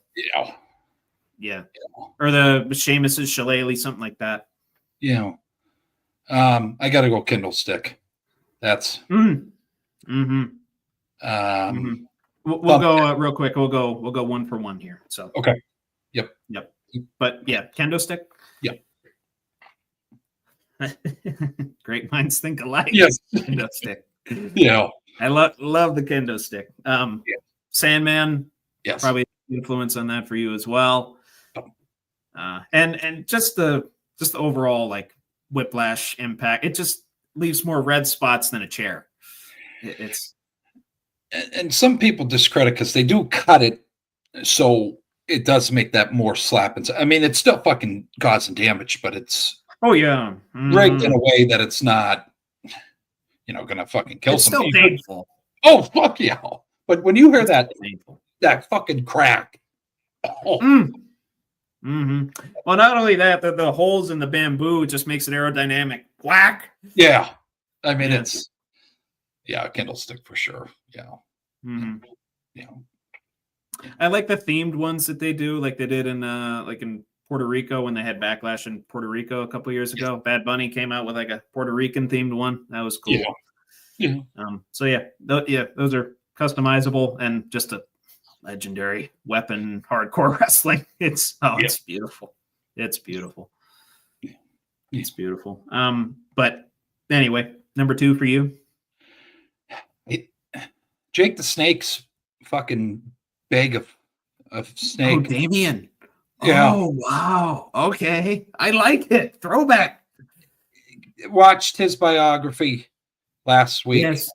And I'm thinking, what's more fucking terrifying than that? Like, the guy's finishing, he brings out a snake and throws it on his opponent. Like, that, yeah.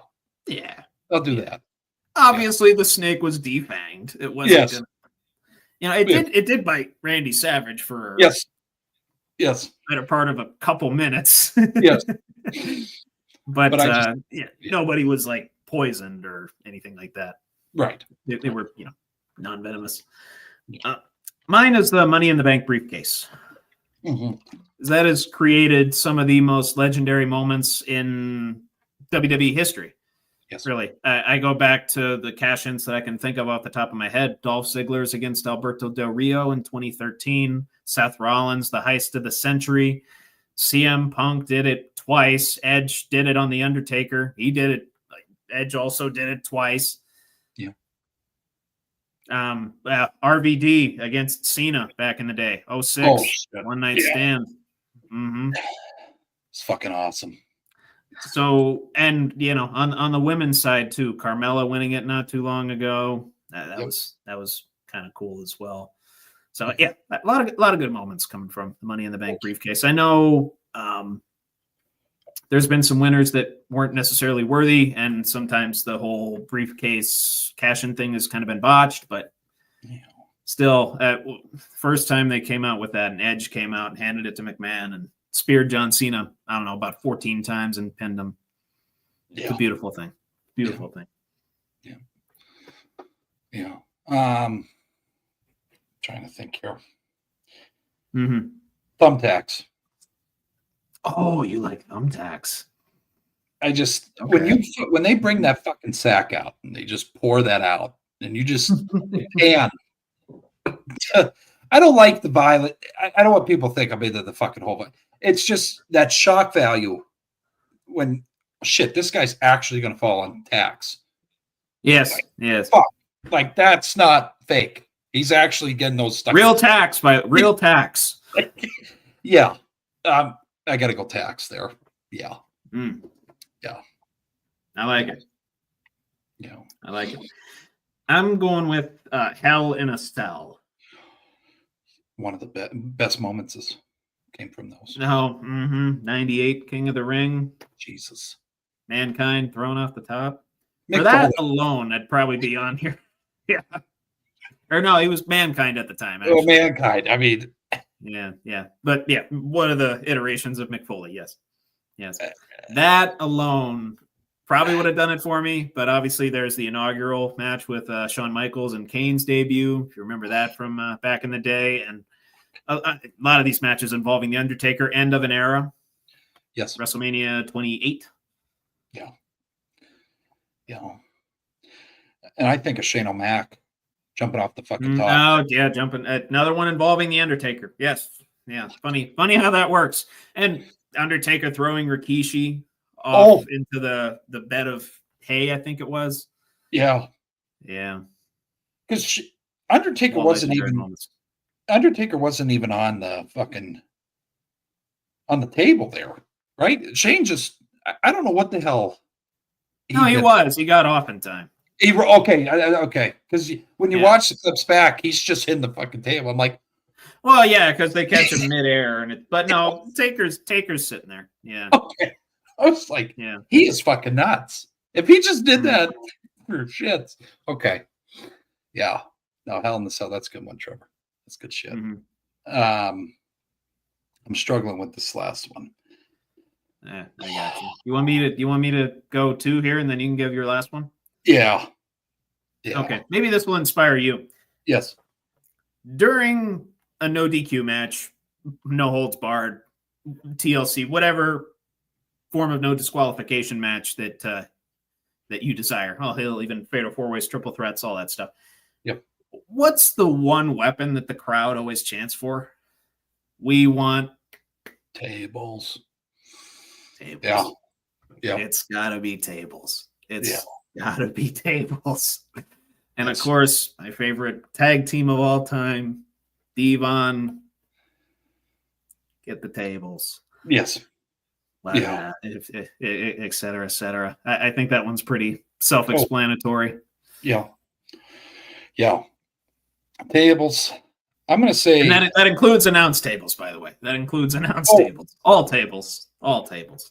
Still amazed by WrestleMania that broke both those fuckers. That was... Jesus. I'm going to say barbed wire stick. And that's tribute to Sabu. I had to. Him jumping off that fucking top rope, tucking it under his legs, landing on a guy. Or even with the chair. Like, okay. Yeah. That's, I got a barbed wire stick. Yeah. Fucking wheeling that thing. It's like, holy shit. Because back then, I think it was real. No? It was like realer barbed wire, yes. Yeah. Like now, that match, Zayn and Owens, that kind of looked like a fake. Modified barbed wire, yeah, I know. Hammered down or whatever. I don't know what the hell they did to it, but it's different material, I think. Yeah, different material. Yeah, I'm not sure exactly what it is, but no, good shit, Trevor. That was a good one. Yeah, good. Remind me of yours again. Kendo stick, barbed wire bat. Yep. Barbed wire mat. Jake the Snake's Vega. Oh, Damien. Yep. Damien. And tax. The thumbtacks. Yeah. Kendo stick, Money in the Bank, briefcase, Hell in a Cell, and the tables. And one moment they touch on, the one moment they touch on in Randy's biography, I totally forgot about this. When he tried to RKO, I think he was Mick Foley then, and he pushes him Cactus Jack Mick Foley, one of the But he pushes him right into the fucking tax. And you just see his back just pelted with bleeding, and he sits up and he's like, oh. And he had to continue with the match. It's like, holy shit. Right. I totally forgot about that. But yeah, no, good shit. Good shit. I like it. Yeah. Last one. One. Getting into the deep waters now. Yes. Buckle up with the boys. Be a man question of the week. Yes. What is most important of these 3 for you to work on right now as a man? Mm-hmm. Yep. Authenticity, honesty, or empathy? What do you need to work on most out of those 3 in your mind?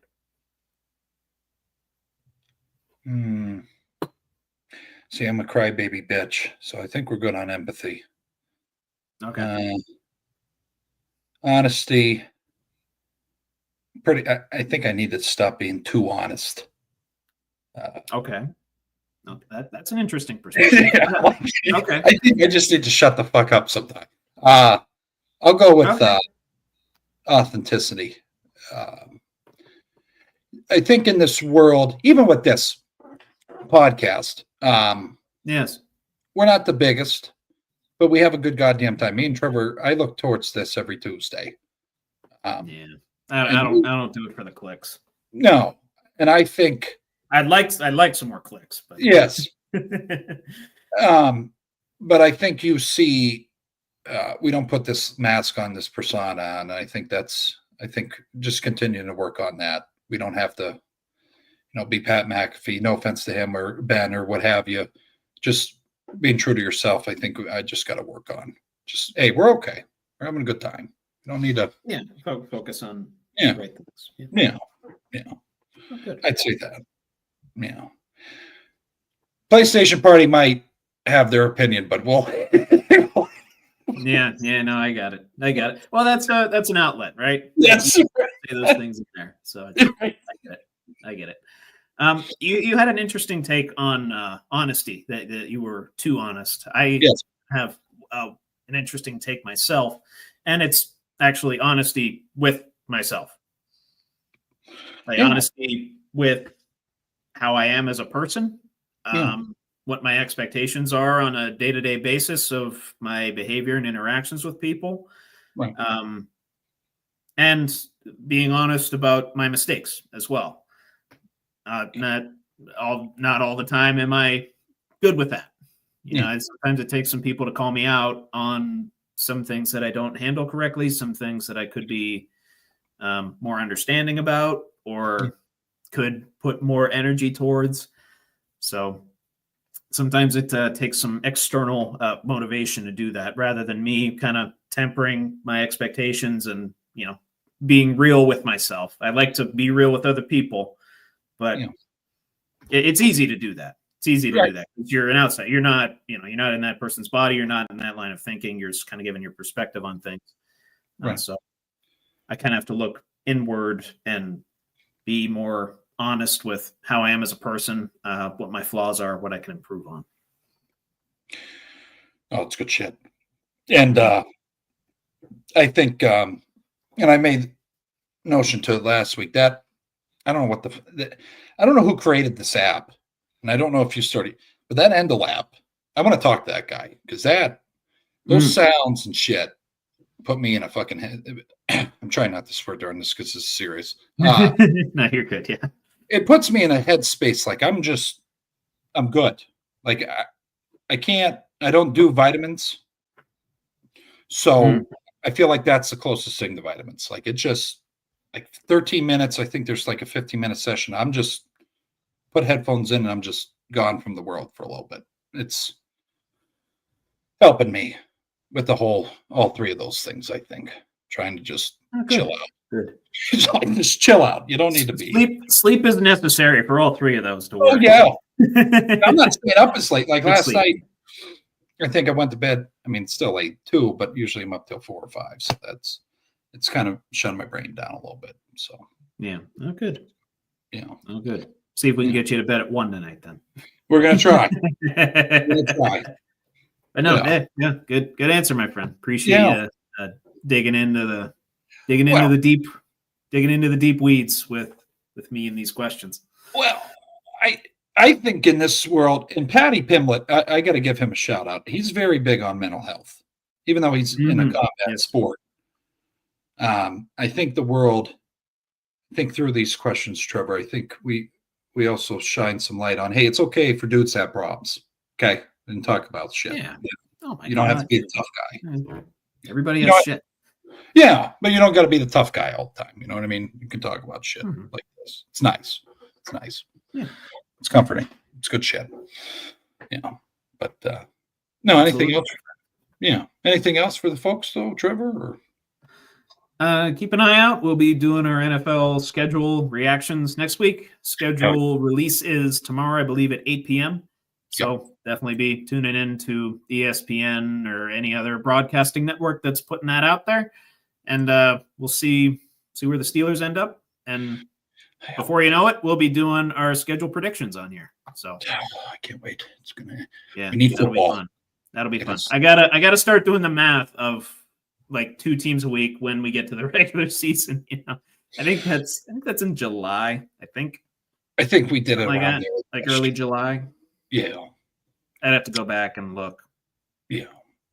But I'll do that. But schedule reveal tomorrow, meaning we do our schedule predictions very soon, which means it's getting closer and closer and closer to NFL football again. Thank God. Very much looking forward to it. Yes. But other than that, have a good week, everybody. Yes.